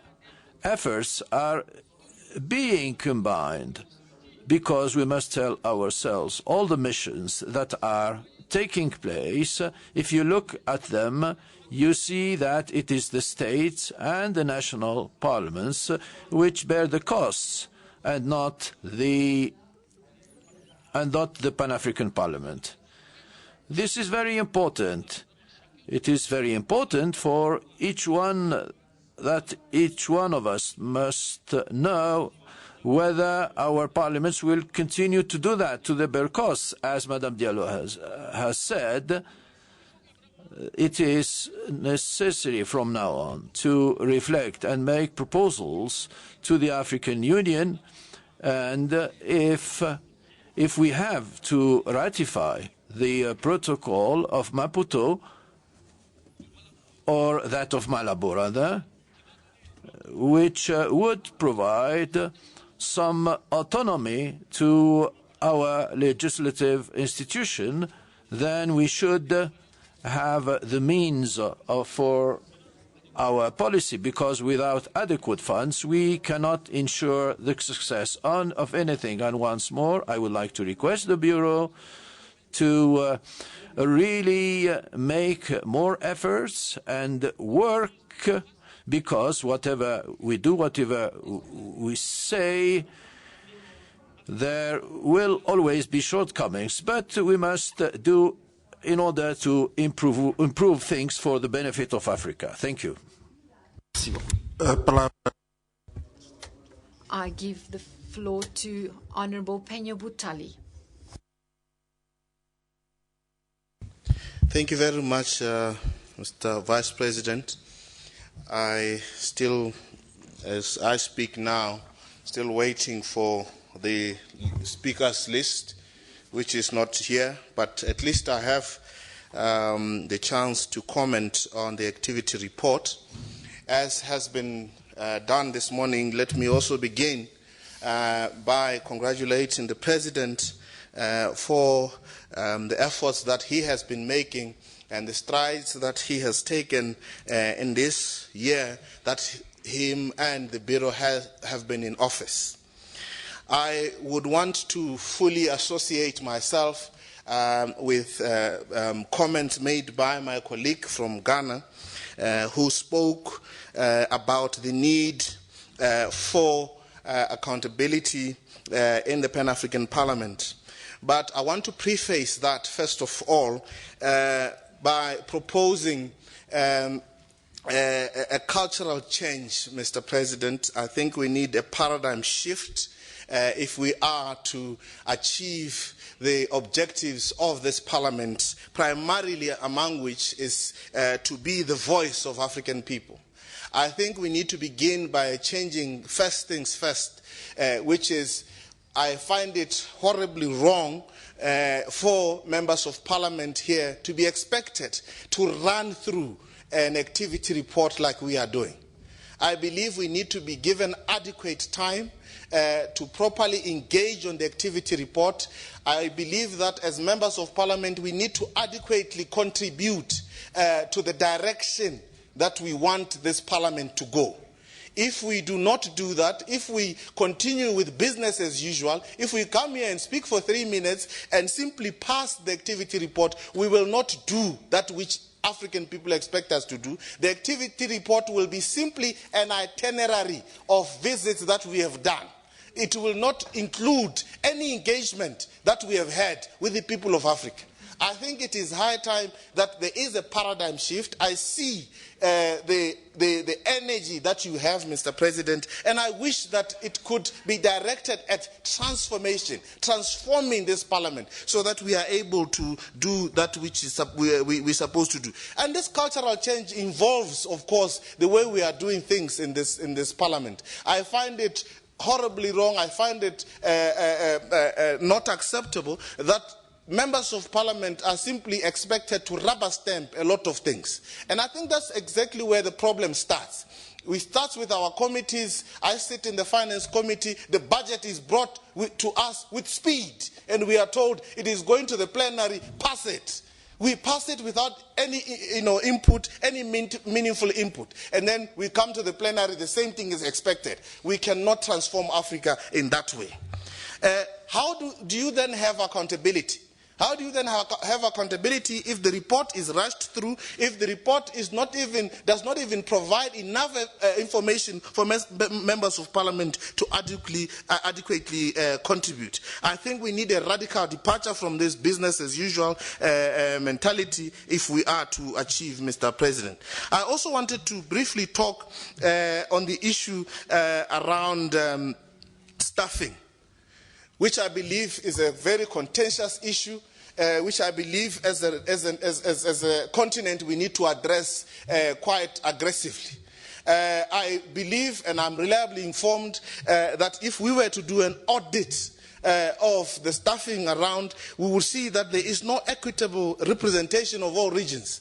This equitable representation is what will bring us together as brothers and sisters of Africa. It doesn't matter, it shouldn't matter who is in the bureau, such that who gets employed is a reflection of who is in the bureau. I think we need to move beyond that as Africa. We need to move beyond that. We need to move beyond that. And I want to repeat that. And also this practice, if it is not true also, I hear there's also a practice of purging employees who may happen to come from regions that may not be in power at a set time. I think that's a practice that we should all shun, a practice that we should all speak with one voice against, because this is our Africa, this is our continent, and we are the only ones who can make it better by standing firm and saying it when things are not done right. I also wanted to touch briefly on the issue of the host country agreement.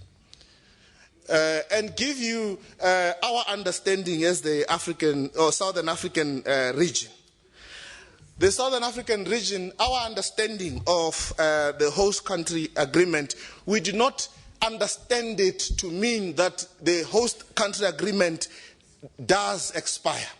We understand it to mean that there would be technical aspects to it that would be revisited from time to time, that would necessitate to be renegotiated, if you will. So I believe that what should be of discussion, what we should be discussing, it shouldn't be issues around renewal, it should be issues around how do we make this work, how do we make this parliament serve the people of Africa better. I wanted to finally speak to you, Mr. President, and say that I've seen how you want to engage members of parliament, how you move around the various caucuses, and I want to congratulate you for that. And I want to say, let that translate in actual consultation of members of parliament. Let that translate into actual input into things like the activity report, and also let us help you improve the efficiency of this parliament. I do not think that in the 21st century, as a parliament that wants to foster the going forward of Africa, we could be struggling to simply print a list of speakers to give to members of parliament. That's a serious problem that if we do not address, we cannot go forward. We should not be struggling to be able to come up with an audited financials. Because if we have audited financials, then we have accountability. Then we can speak to anybody to fund us and ensure that we take the mandate forward. I also wanted to end by saying,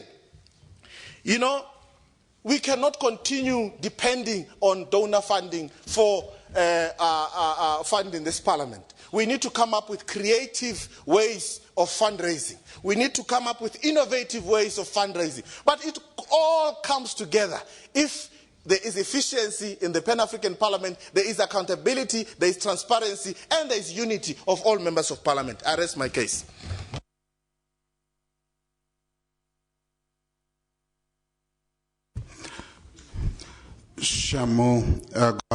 I now give the floor to our colleague, the Piwe Baskada from Zimbabwe. First of all, I want to start by thanking the President for the report and the Bureau for the contributions you have made to make this report a success. Mr. President, I think we are here to represent 1 billion people, which is the population of Africa. We are here to be the voice of Africa. And how can we play that role of being the voice of Africa if our status, for our legal status, remains that of an organization which comes up with resolutions and recommendations which have no legal force. This is the reason why I'm joining my colleagues in emphasizing the need for the revised PAP protocol to be ratified. We have to up our game in terms of the lobby, in terms of advocacy, to make sure that our parliaments do ratify the protocol. But I think looking at what has been happening all along, I think we are targeting the wrong people when it comes to lobbying and advocacy. Yes, it's good to talk to heads of states and government, but once they sign the protocols, then that's it. The ball now is in the court of the ministries of foreign affairs. And I think that's where we need to do a lot of our lobbying and advocacy in our various countries. To begin with, when you send your emissaries to our countries to lobby for the ratification of the PAP protocol, we were fortunate enough to have Dr. Butale from Botswana. He did a very great job. We met the ministers of justice, we met the ministers of foreign affairs, and I think it really took the debate to the next level. I want to thank you very much for the deployment of those emissaries, because we're really woken up and we are now eager to make sure that we ratify the protocol. So I continue to urge you to continue to deploy high-level emissaries so that we can be able to ratify the protocol, so that PAP can have a legal voice, can have a legal force. We need to come up with model laws for the good governance of Africa. We need to transform the continent. But if we don't have a legal status, because we have not ratified the protocol, we will not be doing justice to 1 billion people of Africa who look to us to give them a voice. I thank you.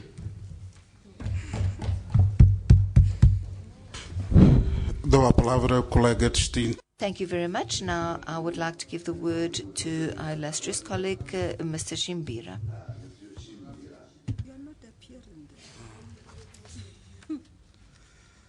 He's not here. I call now Madam Agnes Debo Akanda from RDC. Honorable Président, excusez-moi.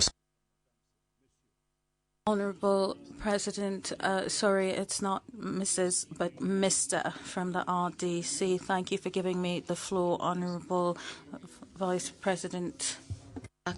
Dear colleague,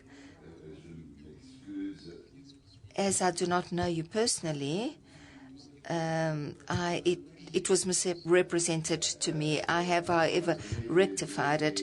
I have a list here which says Mrs. Tapiwa. I obviously didn't call him Mrs. Tapiwa because I know that she is a madame, so I apologize. Guy de Maupassant.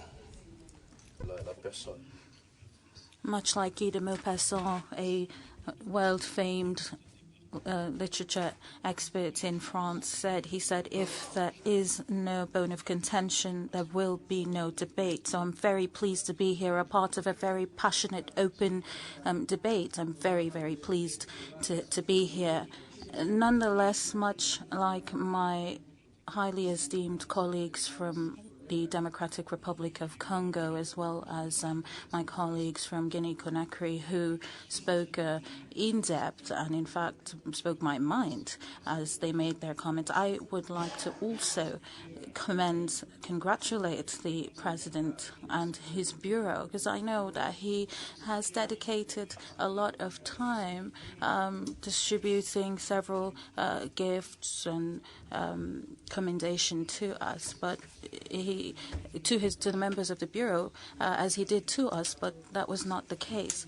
I'd like to quickly comment on 3 areas of his report. First of all, electricity for all in Africa. I believe Egypt, Nigeria, the DRC, my country, as well as the Republic of South Africa, are very huge producers of energy, hydraulic energy. And I'd like to, much like previous speakers said, like to know the update on that. What is the update on the initiative, Energy for All? It is a laudable, encouraged project, but what is the update on that?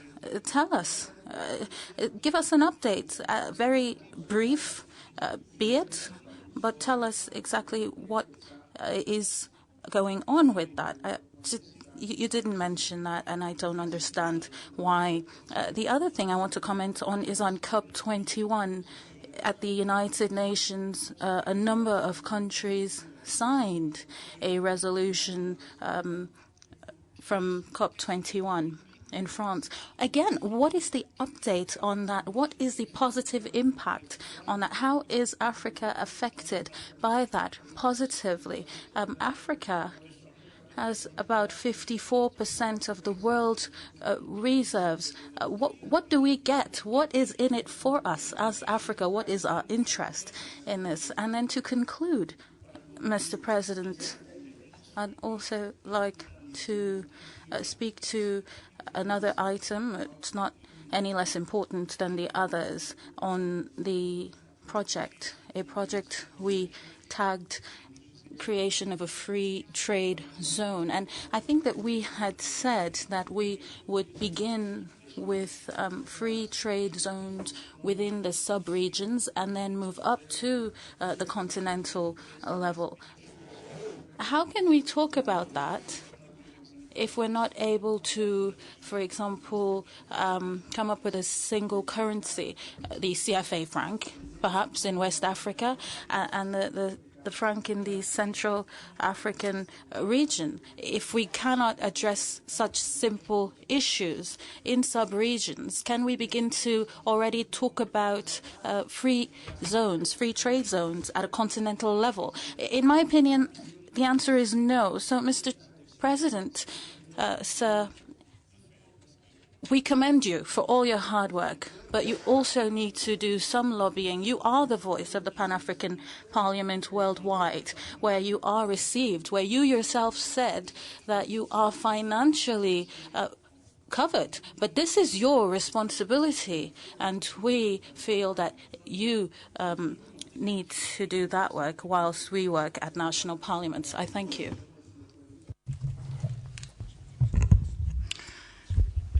A palavra à distinta colega. Now I'd like to give the floor to our illustrious colleague, Evelyn Bouton from Burundi. Thank you, Mr. President, for giving me the floor. I'd like to also add my voice to my colleagues to thank you, Mr. President, as well as all members of Parliament for a job well done, so that the PAP has become what it is today. A few years ago, you would be doing some research online on PAP, and you wouldn't find any information, or you would find obsolete information. I'd like to seize this opportunity, however, to congratulate the technical team, the IT team, because PAP is now included in the modern world. You find it on social networks, you find it on the internet, which is a good thing for our members because we are all able to follow you online. And now, speaking to the report, I'd like to emphasize the development of a resource mobilization strategy, because an institution like the PAP should be autonomous without having always to hold out its hands. And also with regards to resolutions and recommendations adopted at plenary, I would have loved, Mr. President, that these be reflected in the report. Since that is not the case, however, at this time, I would like to have an item or a section in your report on the status of implementation of these recommendations, as well as conclusions. I would like to seize this opportunity, President, sir, to express gratitude, as well extend greetings from the Burundi delegation for inviting us. We are a strong delegation, and we're happy to be here to discuss what is happening in our country, Burundi. I thank you.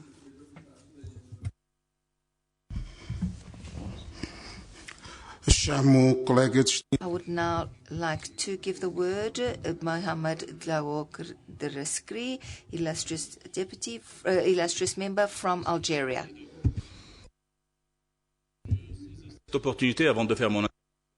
Thank you, Mr. Chairman. I'll seize this opportunity before I make my comment to express our condolences to our colleague for losing his mother. We would like to wish her soul peaceful rest. And now back to the report of activities of the Pan-African Parliament. And this is the end of the first tenure of the new Bureau. We must admit that this first year of the Bureau is very rich in activities and a lot has been achieved. I'm going to stop at that. I don't have to overflog that issue. I'd like to focus more on a number of inadequacies so that we can move forward and improve. With the editing style of the report, I feel that, well, at least the French version, which a number of my colleagues would agree with, the French version is not as inclusive, as detailed as we would have liked it to be. I get the impression that it was done very quickly. Let me explain what I mean. Style, for example. One of my colleagues did talk about the French version and the way the first item is styled. Because PAP produces the report in various languages. You've got the French, you've got the English, and several other languages. So in each report, I feel should be translated from an original and paginated accordingly. Secondly, again, on style, some of the activities of the permanent committees are not specified. Apart from the title of each section, you don't really know, going by the details in the paragraph, which committee is referring to. But then for some committees, at least you read about the objective of the committee as well as its activities. So I think there should be some form of harmony. With regards to achievements and outcomes on the report, again, the famous Paris conference, COP21, is referred to. In spite of PAP's participation, it was very, very proactive participation of PAP. The first mission was to pre-sensitize the French authorities so that the French authorities would have an ear on the African project. Looking at that, there's nothing convincing in the report. Just a little is said about the energy issue in Africa. What about the pollutants, the main pollutants? We talked about the carbon tax.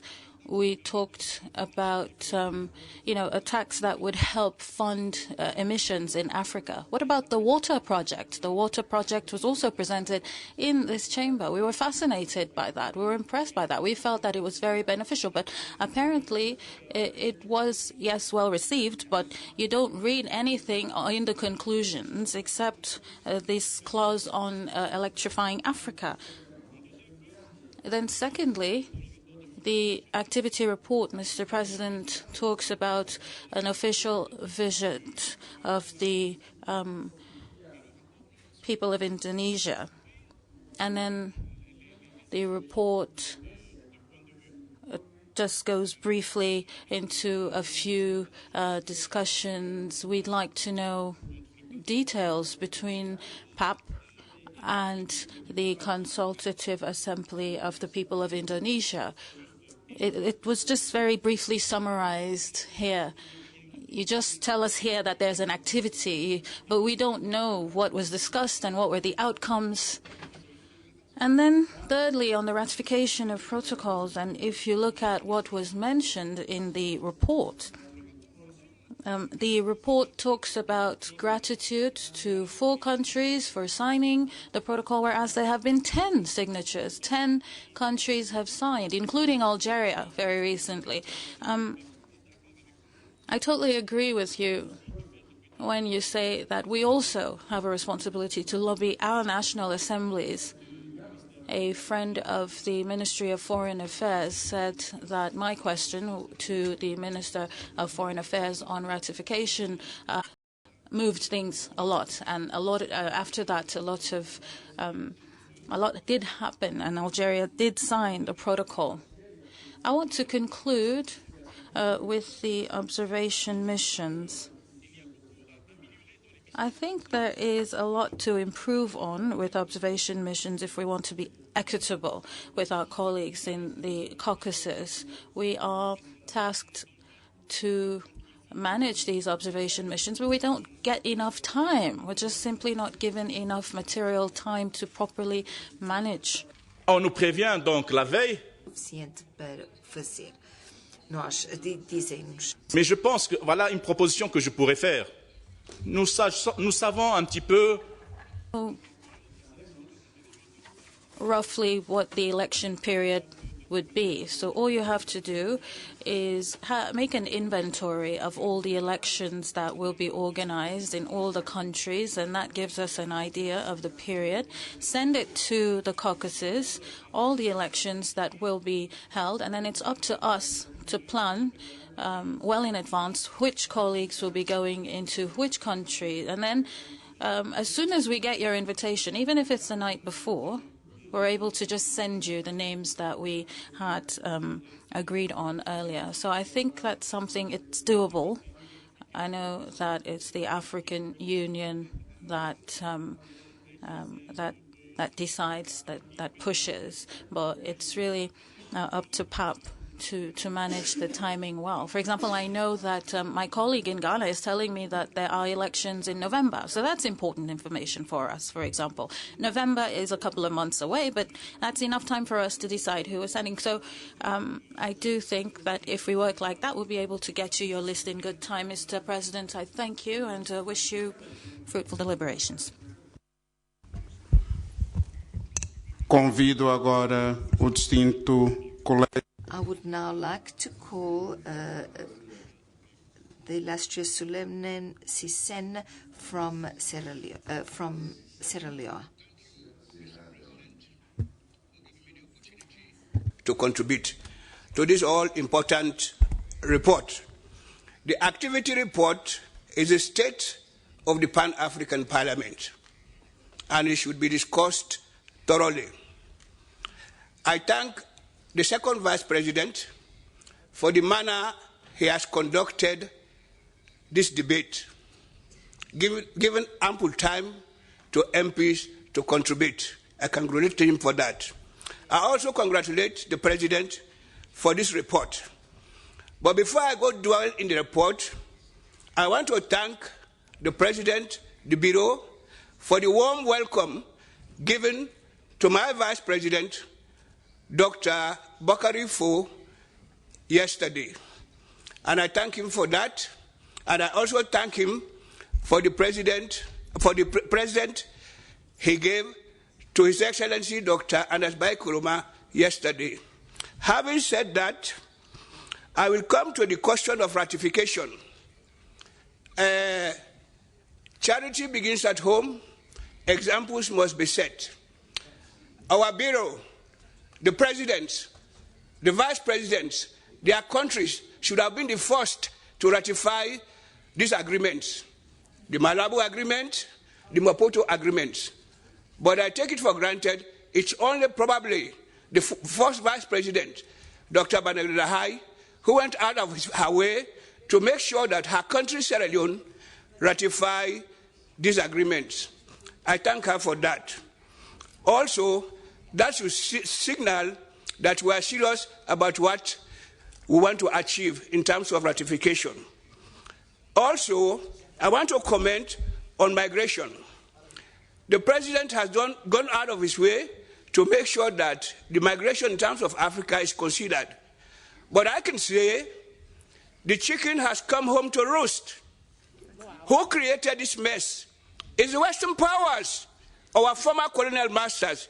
They started the mess with Saddam Hussein in Iraq by overthrowing him. They went to Tripoli and got rid of Gaddafi, a friend of this parliament. And what happened? The entire area is burning. Now the chicken has come home to roost. Syria.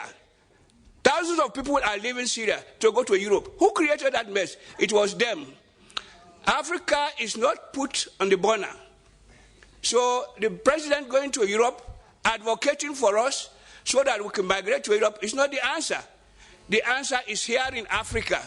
What are we going to do to make sure that our people don't go to Europe for greener pastures? We should create the environment for that to be done. Having said that, I come to the budget.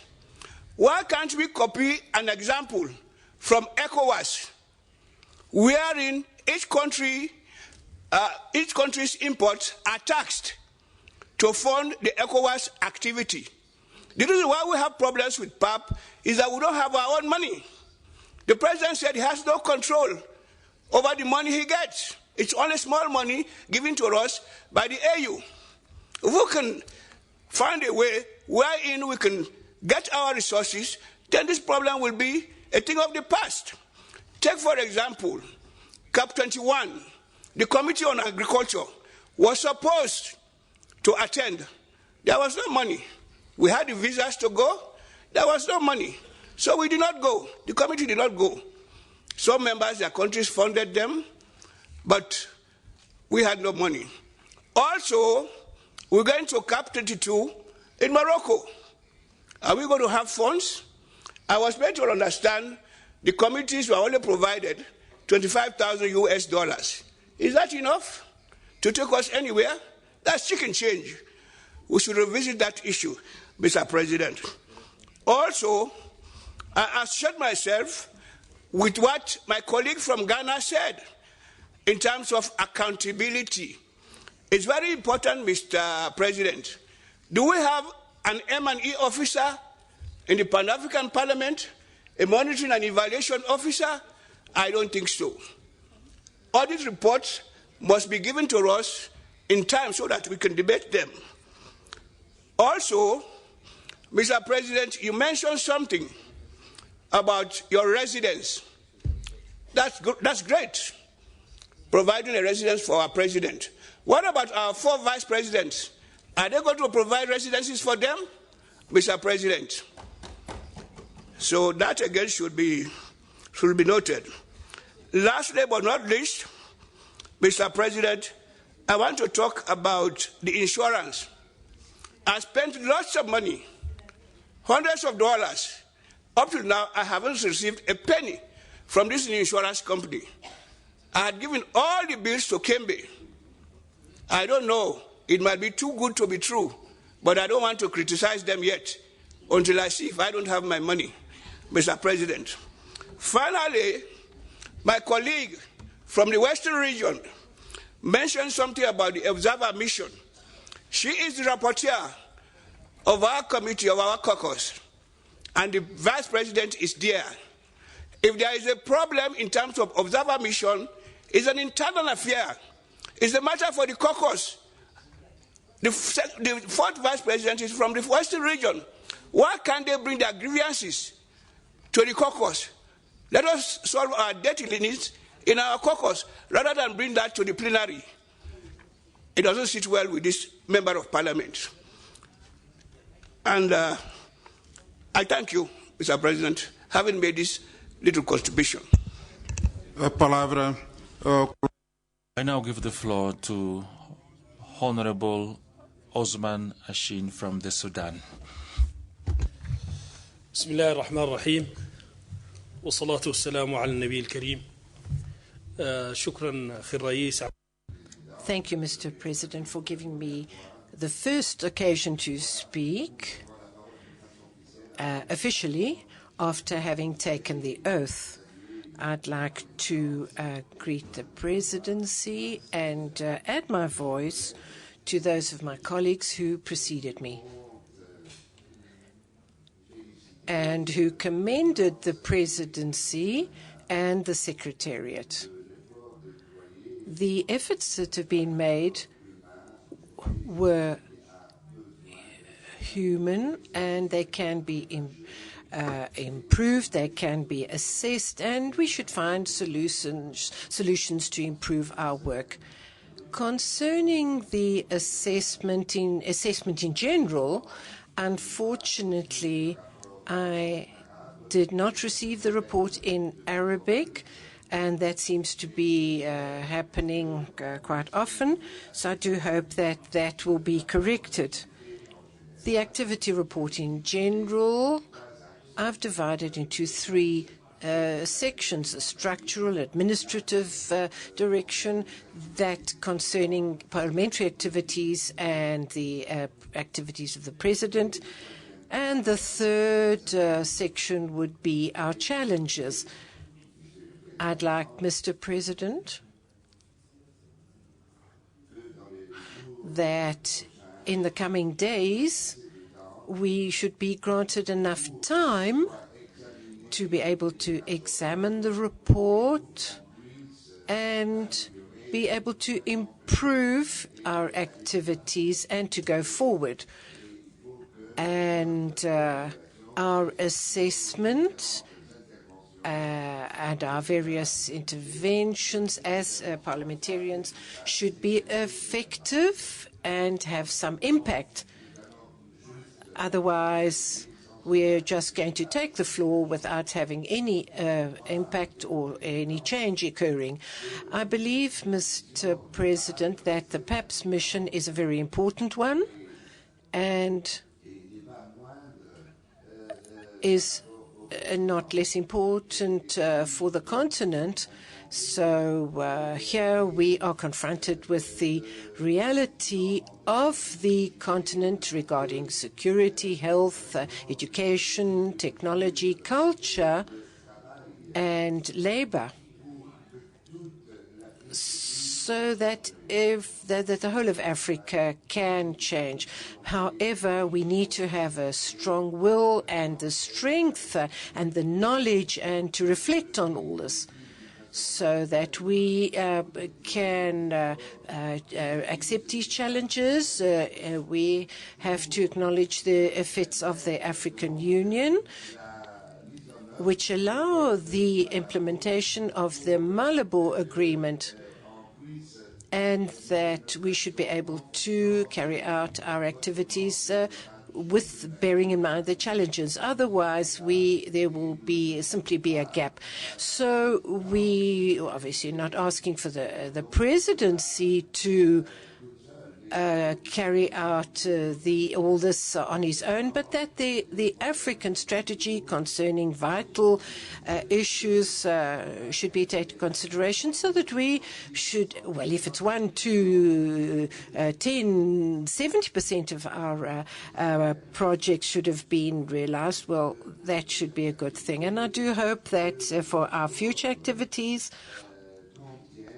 that the report should also cover the good experiences in governance in certain areas, and which we consider to be important. So in conclusion, Mr. President, in order to put into action that slogan of United Africa, Africa speaking with a single voice, a very important slogan, a very important motto. We need to have a powerful effort, and it's take inspiration from African values and those who've built this continent, those who are dealing with reality, but who are looking towards the future. I do hope that we'll be able to carry out strategies for our countries, so that all of us should be in step with this parliament, with this strategy at parliamentary level, and that we can affect the activities. And that is why, Mr. President, we know that strategies begin with a dream. After 25 years, I dream that Africa will be able to talk in a single voice, the voice of our peoples. It's a dream which we can transmit to the future generations. We need to speak with a single voice, and we don't use the argument of various cultures and a variety of languages, which has brought suffering to our peoples. We hope that all the languages after 25 years should become a material heritage for all our peoples. And Mr. President, that is what I wished to to speak about my dreams, and I do hope that we can bring to fruition our dreams, our mottos, and I pray to God that we will have a success in all the activities we are undertaking. Thank you. I give the floor to Honorable Said Kabin from Tunisia. بسم الله الرحمن الرحيم مرحبا بالجميع ترحاب خاص بالوفد البرلماني. To the Almighty God, I'd like to welcome the new Egyptian delegation, and we hope that Libya will be able to join us soon, as well as all African peoples who have been able to join with us. For whatever reason, we wish for a united Africa, a Pan-African parliament which speaks and which makes laws on behalf of the whole of Africa. We are debating about the activity report of the Pan-African Parliament, the performance of the Pan-African Parliament, and not only administrative and financial issues of the PAP. Because we don't only have a mission to defend African people outside the institution, but also defend the interests of Africa and the people's rights. We have a great power, and we have to carry out our ambitions if we have governments who are happy to work in this direction. What do we want? A parliament, which is legislative. What are we doing as parliamentarians if we don't have legislative powers? That's why we're all working, Mr. President, dear colleagues, so that we have legislative status and legislative powers, and the ratification of the protocol and the fact of giving authority to this parliament that it should be able to pass laws.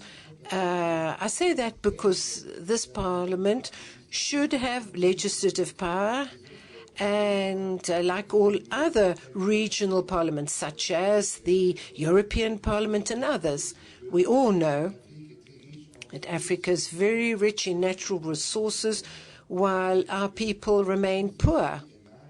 And all that is the result of laws, agreements, and international treaties. I hope as a Tunisian, and on behalf of the Tunisian Parliament, my wish is that there should be an agreement which will be ratified by the Parliament, and it will be a catastrophe for the Tunisian people if it's not ratified by the European Parliament, just as GATT has destroyed our industry. I hope that the Pan-African Parliament will be able to save our people with this agreement, and that otherwise the people will be destroyed if we don't apply this type of agreement. Secondly, colleagues have spoken about the participation of parliamentarians in election observer missions in various countries, and to say what the gentleman from Sierra Leone said, I'd like to speak about the agreement of the COP21 agreement for climate change, which is linked to the African Association for Climate Equality, which would like to have the status of legal status from FAO and from this Parliament. We have not in the committee thought of any intervention, so we do need the authorization of the Parliament on the presence of parliamentarians in Kenya. And I've noted, with all the respect that I owe to the African Union, it's the African Union which needs to finance this. If the parliamentarians accept that governments finance their activities, there needs to be some opposition. I'm in opposition to my government. I do not accept that my government accepts my activities as a member of the opposition. So the Parliament should be able to fund whatever activities I need to undertake, or to allow me at least to circulate or not to circulate. I'd like to stress that. So in other words, there's freedom of movement. And I do hope that this Parliament will be clearer on the issue of the protocol of Malabo. This protocol was not properly presented by this Parliament, or has it been a case? You have just a few seconds which are remaining to use, Honourable. I would like to request members to observe the time allocated, 3 minutes, and I request Secretariat to make sure that this time is observed.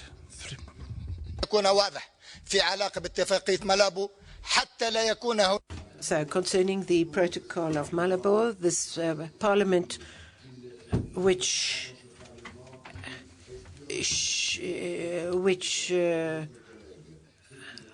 I think those who do not accept this protocol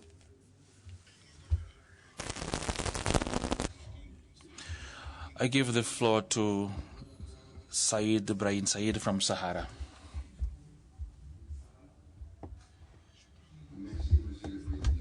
Thank you, Mr. President, for giving me this opportunity.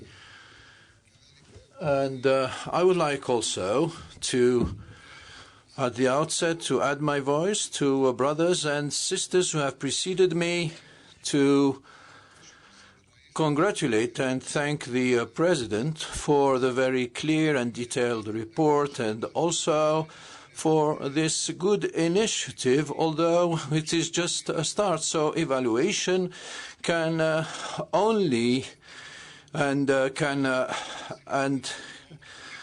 we, as an organ of the African Union, we do have an agenda, and up to 2063, and as a result, if you want good results, you have to look behind and look what we have come from. And as a chairman of the caucus on the youngsters, there is a program that has been agreed upon as part of our caucus, and I haven't heard from Mr. President any allusion to this program, especially that this program was approved and even the funding was available. So there was no allusion whatsoever to this program. Mr. President, you have referred in your report to a visit in my country, the Western Sahara, and I do understand that you have referred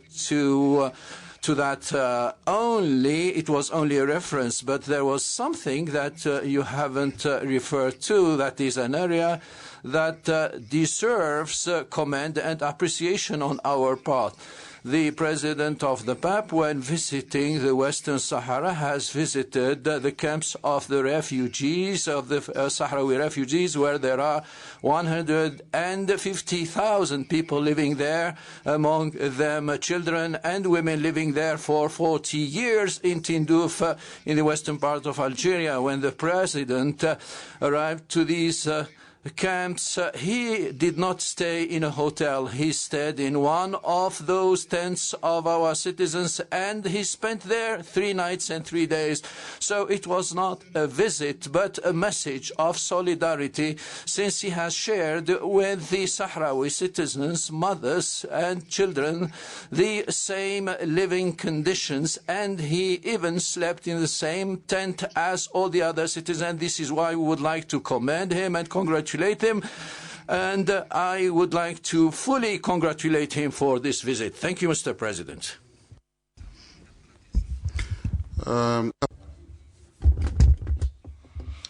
I now give the floor to Honorable Ndobo Ernest Linde from Tanzania. Asante sana. Very much, the Vice President, for your report that was very interesting. But as I was saying, me and my people, and the opportunity that you have given us to debate on it, but there are other things that we need some answers. One of the things that I would like as members is about the African protocol, that I want this Parliament to tell us. We want us that we have full legislative powers. President, until the protocol has passed, it's only 2 that have ratified it.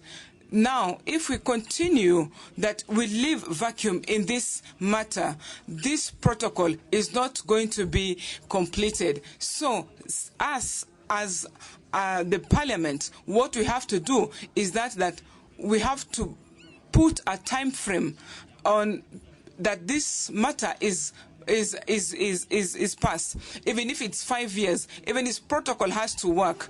If we say that we say that countries that they do it on their own, about the Parliament, it can take a very long time, even up to 30 years, for it to be passed. Us as Pan-African Parliament, now we have to take time. We have a plan, a work plan, so that this has to be accomplished. Another thing that I would like to talk about with other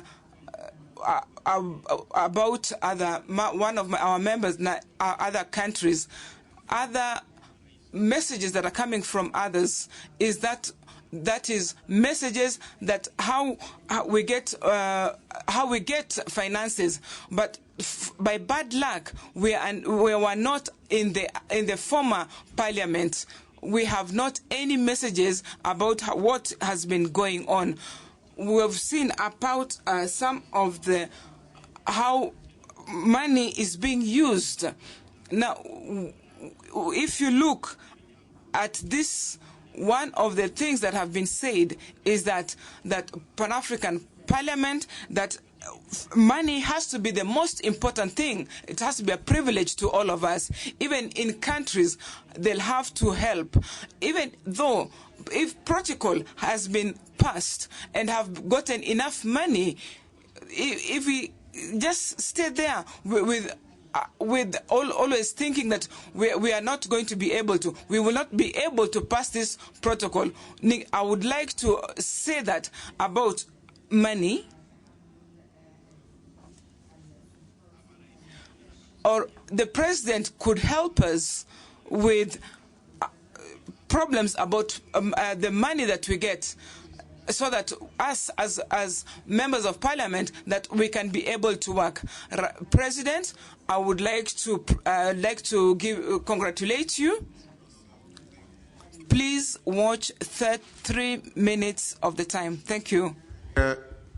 Kamande. I now call upon Honorable Kamande from the Sierra Leone. Thank you, Mr. Chairman. Mr. President, I join other MPs to congratulate you, not because of protocol, but because you deserve it, because of the leadership of innovations you have set in this House. However, there is room for more work. On that, Mr. President, I take you to 8.0 and 13.0 of your report, in which you state about the consultative meeting you attended in Brussels on the PAP revised protocols, and the other consultative meeting you attended in Senegal with key stakeholders of the AU organ. But, Mr. President, what we have not seen in this report is the outcome of those meetings. Secondly, Mr. President, I take you to 19.0 that talks about the ratification of the protocol. It is about the strategies, and the only strategy I saw in that report is about advocacy. I want to bring 2 more strategies. But before that, let me deal on the advocacy. Advocacy goes with lessons learned and not hypotheses. Let's say, for example, you send a delegation to a country. The question somebody will ask that delegation, member of the delegation, how did you do yours? What will the member of that delegation say when you have not ratified yours as a country? So we're calling on all other countries or members of the delegation to shall best to fast track the issue of the ratification. One of the strategies I want to profile, Mr. President, is that we need to have a session where we need to know from members, honorable members from the various assemblies, why they have not ratified the protocol. And secondly, another strategy is exhibition of leadership and commitment. Other colleagues have mentioned that of the presidency. We have 3 members at the presidency, and that's the president and the 4 vice presidents, to show commitment to take leadership and ratify this protocol in their various national assemblies. And also, let's go down to the regional caucuses. We have 5 regional caucuses, each with bureau, 3 members to those bureaus, and that is 15. If you take members of the presidency, 5, and that of the regional caucuses, 15, that gives us 20. Then go down again to the youth caucus. We have a president and 4 vice presidents, and that is 5. Go to the women caucus, the president and 4 vice presidents, and that is other 5. That gives us 10. So automatically we have 30 countries that will ratify this protocol. So let's do this strategy and then we move forward. You cannot ask other countries to ratify the protocol when the leadership of those various, the presidency, the regional caucuses, the youth caucus, the women caucus, are yet to ratify the protocol in their various countries. I thank you.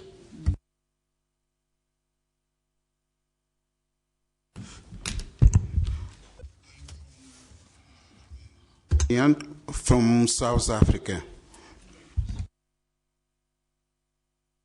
Thank you, Mr. President. Colleagues, I wish to address the oversight role that we as members of this Parliament have on the activity report. Now, in the last session, the finance report was rushed through.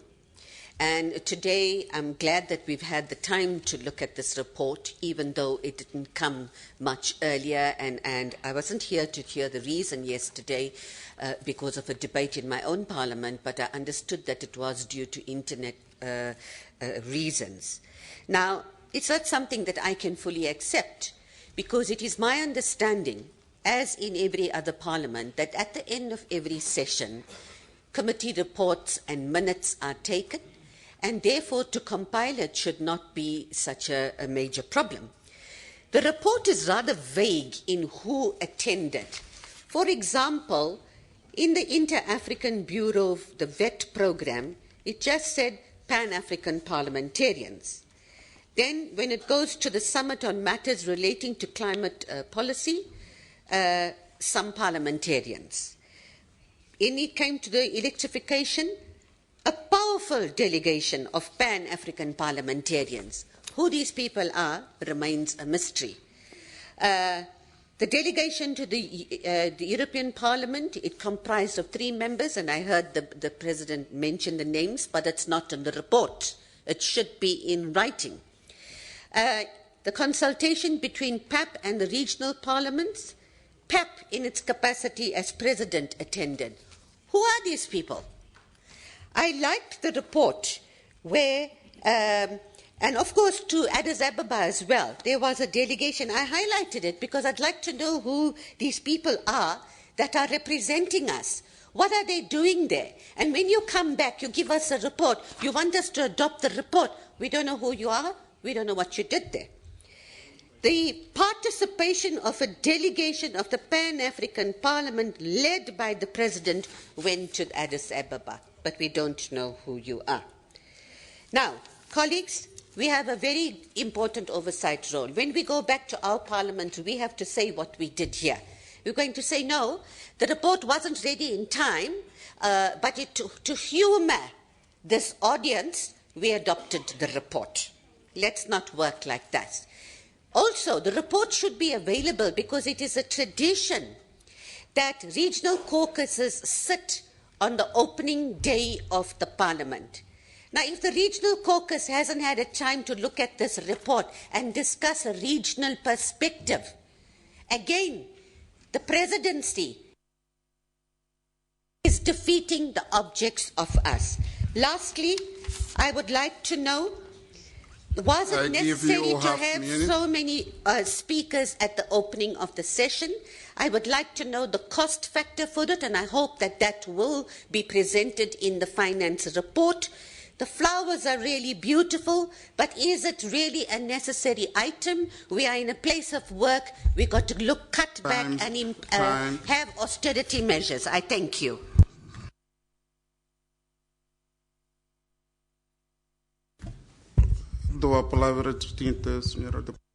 I give the floor to our MP from Mozambique.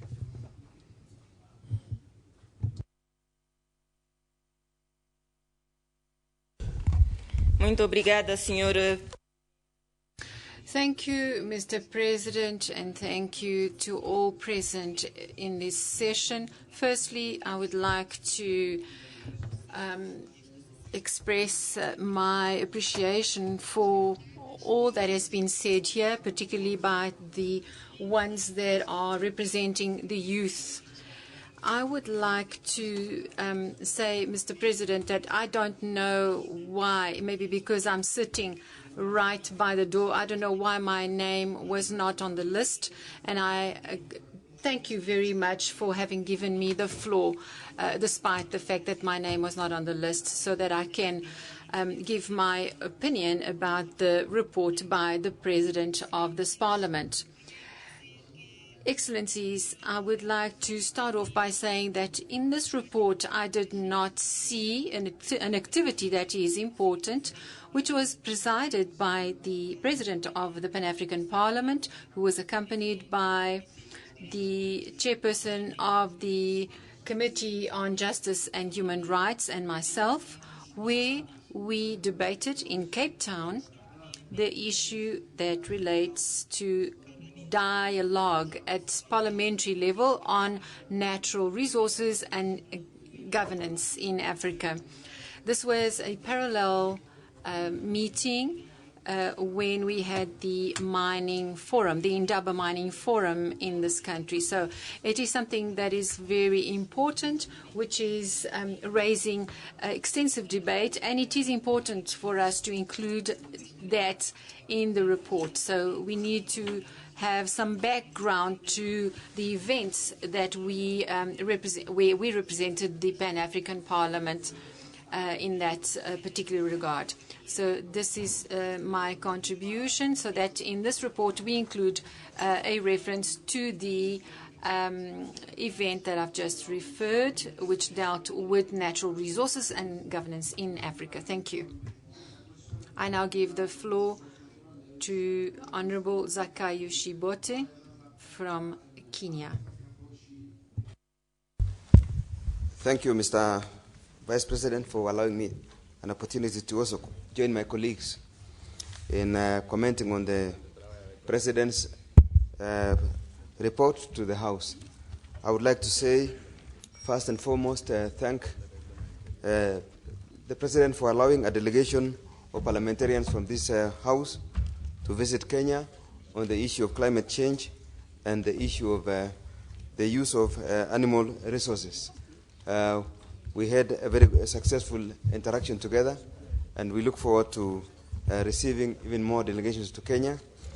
We hope this time they'll find an opportunity to tour the country.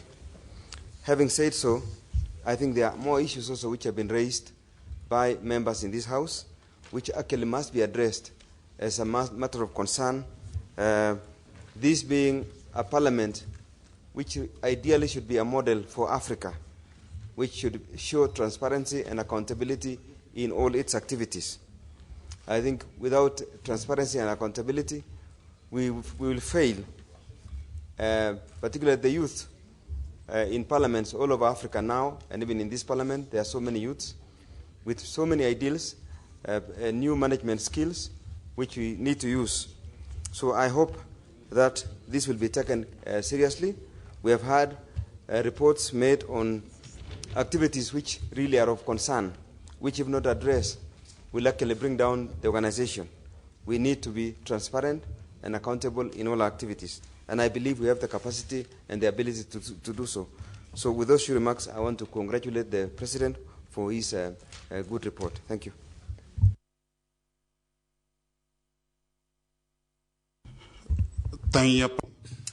I give the floor to Honorable Abdurazak Sadi from Nigeria.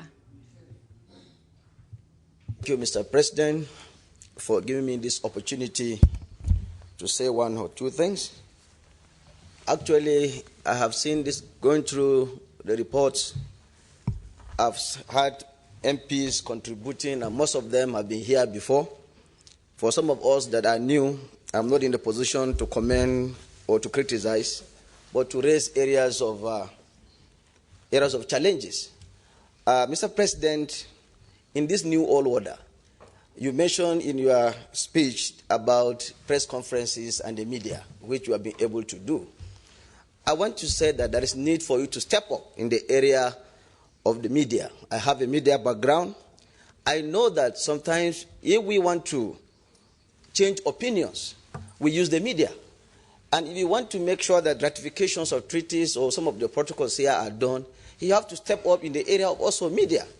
Just like the last speaker said, there are youths here, and all over Africa now. I'm a young man, and the issue is that we are now more in the area of publicity.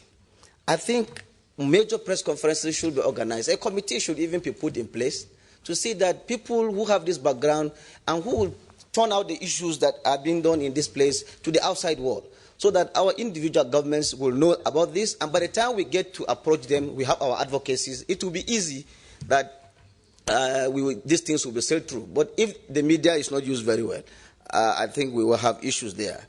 Secondly, I want to plead with Mr. President that we should also have soft copies of some of these documents. Having hard copies, it's really very boring. Not everybody will go through this. If we have our emails when we came to register, some of these things should be sent to the mails so that it makes it easier so that we can access it. Even in our bedroom, in the comfort of our rooms, it will be easier rather than coming here carrying so many bags. It still tells us that, yes, we are still in Africa. I think something should be done about that. Thank you so much.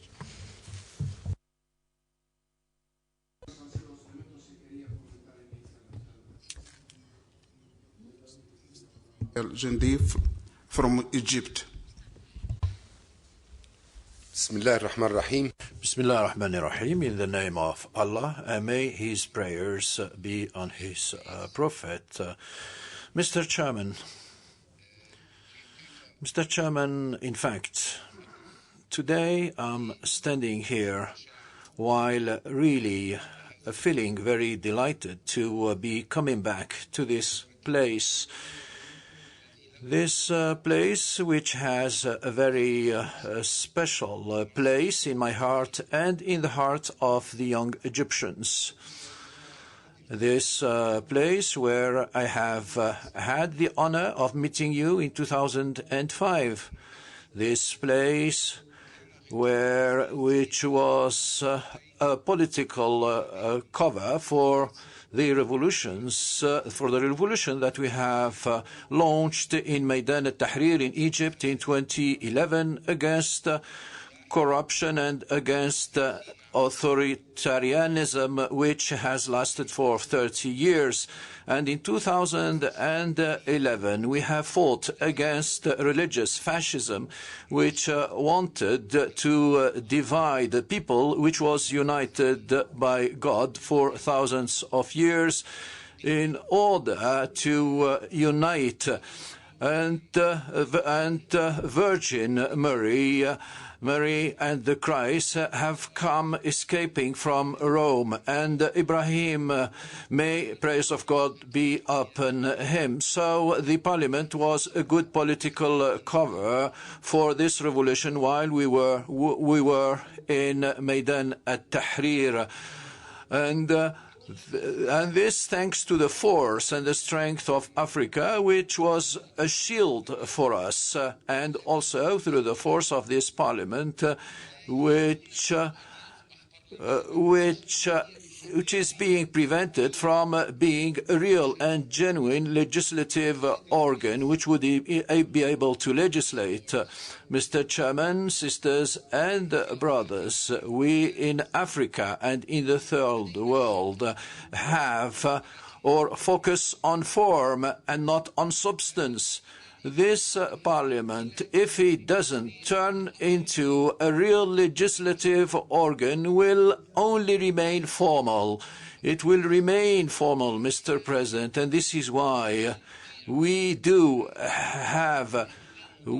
should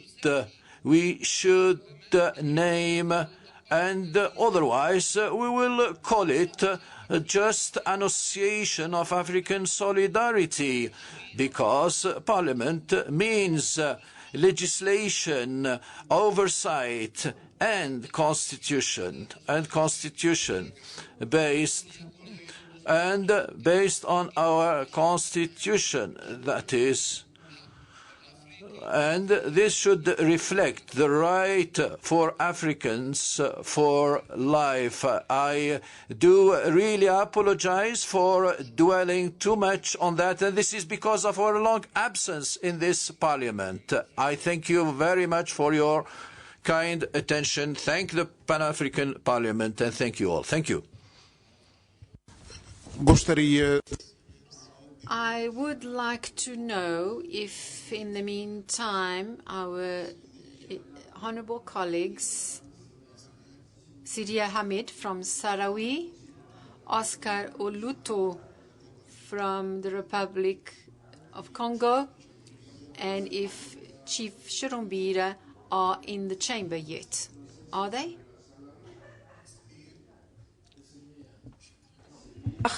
I thank you, Brother Chairman. I do apologize for being absent. I have recorded my name in order to take the floor on the report, and I would like to commend the report and would like to add my voice to the brothers and sisters who have expressed their thanks and gratitude to the President and the members of the Bureau for the considerable effort that they have made during this year. And also and this is a clear determination in order to move forward and implement the programs of this Parliament. I wanted to focus on an item which I do consider as being worth mentioning. It is that during this year, the work of the committees, of the standing committees of the Parliament didn't really accomplish their missions, didn't fully accomplish their missions, and I would like to know about what is the reason behind that? Why? And is this because of the lack of funding? Is it the main reason for that, for these standing committees not being able to meet on a regular basis? Thank you.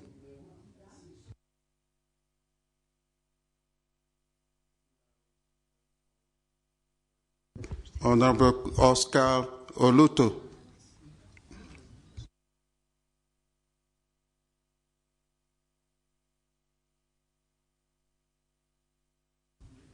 Absent.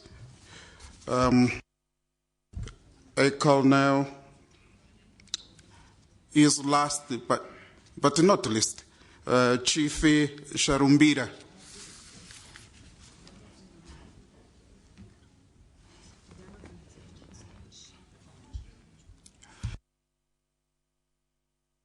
Ausente o colega.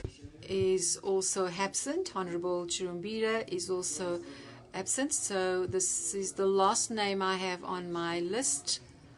I now have the honor and pleasure to give the floor to His Excellency the President of the Pan-African Parliament, Dr. Roger Nkodo, to reply to all interventions. Excellency, you have the floor. Muito obrigado, Presidência. Excellence, Monsieur le Président. Thank you, Mr. Chairman. Dear colleagues, I have here summarized most of the questions, which I could split into two categories. I would like, first of all, thank all the colleagues for the words of encouragement to the Bureau and to myself. These encouragements are yours as well, because all those who have a good will to work here listen to, but those who think that they will come to the plenary in order to criticize the President, Article 44 of our rules of procedure is clear. They must look very well at the rules of procedure. Myself, as President, I'm saying that not just to criticize anybody. I'm a man of principle. And when I took the oath here as a President, I have given instructions to this Secretariat that on the day when somebody would give me something illegally, then he would have to prove it. And I'm saying this clearly once again.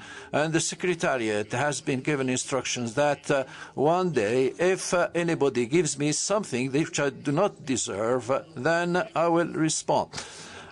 He must prove it. We have envisaged this session to take place between the 2nd and the 13th. We have come here on the 2nd, and it turned out to be a day off. And since it was a day off, then we have to delay that to the 3rd. And when we delay that to the 3rd, this has changed the whole program. If you look at the version of the program which you have received, it is marked 15, meaning that this program has been revised several times. As for the report cannot really come out if the Bureau has not met. And the Bureau had to meet in order to look at the report. And we have met in order to check the report, in order to correct it. And in this report, this report is not my work alone. It is a collective work. If the Francophone colleagues have found some English paragraphs, this is due to this hard work. But the good version is the French version. So when we met, we have sent the report for translation. The various reports which we get are compiled, and each mission has a report and gives details about who has gone on the mission and who has done what. But given the time that was given to us, we could not compile all these reports because this would make them reports of 100 pages. So we tried to compile all these different reports and come up with one report. We have tried to do everything in our power. And I wanted to draw your attention on the fact that if there is an incident, if anything happens between a member and the Bureau, please do not try to look for things which do not have any meaning. The internal auditor is under the direct oversight or control of the president. You are administrator, and if somebody is under your authority, if he sends a report, who will receive this report first? It is the first. It is the first. The first official in hierarchy. And on the 29th of last month, the auditor was the director of audit of the African Union, came here and to criticize this manner of doing. If the auditor, given auditor, is free to do an audit, and when the audit is ready, he sends it to the president, and the president would send it to the committee of internal audit, and this is the procedure that we have followed, and it is the committee on internal audit which will submit the financial report. And I'm quite surprised that we should do a kind of accounting. Those who are accountants will respond to the auditor. And I will send this report to the commission which you have yourself created, and it is this commission which will present this financial report. We must stick to our regulations. I present a political report on the activities of Parliament. As for the financial report, there is a specialized committee who would take care of that. And in this report, unless I'm mistaken, what I have received in 1 year, for those who are concerned, if I did it unduly, then I will pay from my own pocket, because I have had the statements of the fees which I have received. Because I had heard this remark which says that there is some illegal things going on. So people should not try to distract me from the objective that I have set myself. There are 190 people who come and work here. And everybody can look at this list. Go and look at the inventory. If my country of origin, if they think that most people who work here come from my country. And so people, we must be logical, and this is life. We should move on and not go backward, and this should not be the object of any attacks. Nobody worries about my health. We are working in difficult conditions. These are very difficult conditions, and I have used my credit card, and I have never been refunded to go to Paris. To go to Togo, I'm given $170. Can you really get a hotel at $170? And as I said, I thank all the members who contribute to the missions of PAP. We were in Togo, and it's the colleagues of Congo who took us and paid for our meals. What's the kind of room that you would pay for $170? And our colleague from Egypt has just said, let us focus on the substance, and let's put aside superficial aspects. This is why the Pan-African Parliament should become a legislative organ. So please, bring the bill, and I'm ready to pay. So I will pay. Of course, I will pay anything that is not part of your budget. We have seen that that for the well-being fees it's $30,000. And we say that we do not use fees, for example, to embellish this chamber. We do need these flowers because this embellishes the room, the chamber. We need all these. And if you think that this is not important, I think myself that it is important. Most of the speakers, it's not so people have lost interest in PAP because most people did not come anymore to this PAP, and we have tried to put some life into this Pan-African Parliament. And a lot of people wanted to come and address our chamber, but we turned this down because we do not have the means. These people have paid their own tickets in order to come and address the plenary. And if we do not offer them meals, where is the African generosity and hospitality that we've been speaking about? Yes, that's true. That's true. When people come here and spend the whole day and just tell them thanks. All the presidents who have come here have paid for their own transport. I can tell you the truth. We at least have contributed to paying their accommodation. And there are some presidents who had to pay for their own hotels. So why shouldn't we focus on the form and not on the substance? These contributions are aimed at improving our work, but personal attacks, I'm not here to answer personal attacks. There was a problem here for those who would like to know the meaning of some interventions. One of our colleagues has raised a motion of order against those countries. I'm a diplomat and by training, and this motion was already there in the African Union. I didn't say that we should not discuss this motion, but I said that we should defer the discussion of this motion. And the colleague said he's trying to con me.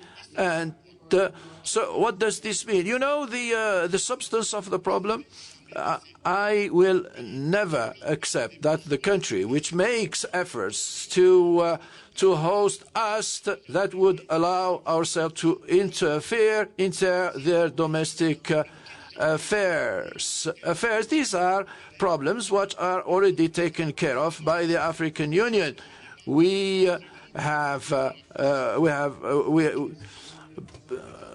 So this kind of behavior cannot be accepted. And if we go back and note that it is the same colleagues who have benefited from the same advantages when I was first vice president, and at the time I never went on a mission. It is always the same people who used to go on these missions. And so let's make comparisons. As for the passport of the African Union, dear colleagues, on this, the budget that you are requesting, the Parliament has financed a process for preparing all the passports for all the members present, and they will have these passports here on the 10th of May. On the 10th of May, but I must recall you that when these passports are prepared, the fees and the costs are paid by the Pan-African Parliament. And I think that it is you who has received the letter, and I was told that the team of the passport will arrive here at 9, and we need to convey this message in charge of the passport. As for the observation missions, when I took the oath here, there are two missions. The statutory missions of the president. If I have the means, then I can take X or Y together with me. But most of the time, I go to, for example, I went to Egypt. I took Mr. Laskri, who is just next door, and it is the same treatment that is applied. It is applied to both of us, and it is the same scale that is implemented to us. If half per diem is given to the person who is accompanying me, then it is the same amount that is given to me. So what kind of money are you talking about? And parliamentary democracy, dear colleagues, you cannot do parliamentary diplomacy if you do not move around. And the African Union provides itself with the necessary means. In Europe, it is the European Union which provides funding for visits of the African Union. We went to Europe in order to carry out the advocacy to say that if we have a program inside the African Union, the European Union should fund us directly. These are the kind of negotiations in order to get the means, the final means. So I was born in Europe, and I go to Europe whenever I feel like. So and if there is anything to do, I take care of this outside the missions of the Pan-African Parliament. If I'm implementing today the disciplinary procedure, I give the explanations, and some people would say that these are political affairs.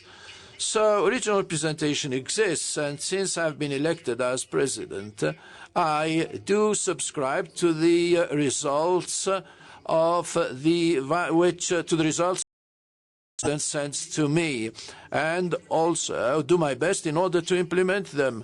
I do not try to know who is there, but I provide him with the necessary criteria. Not really get interested from a single dollar, not $1. I'm saying for 20 COPs, Africa has not benefited financially. I've attended these COPs. I've monitored them.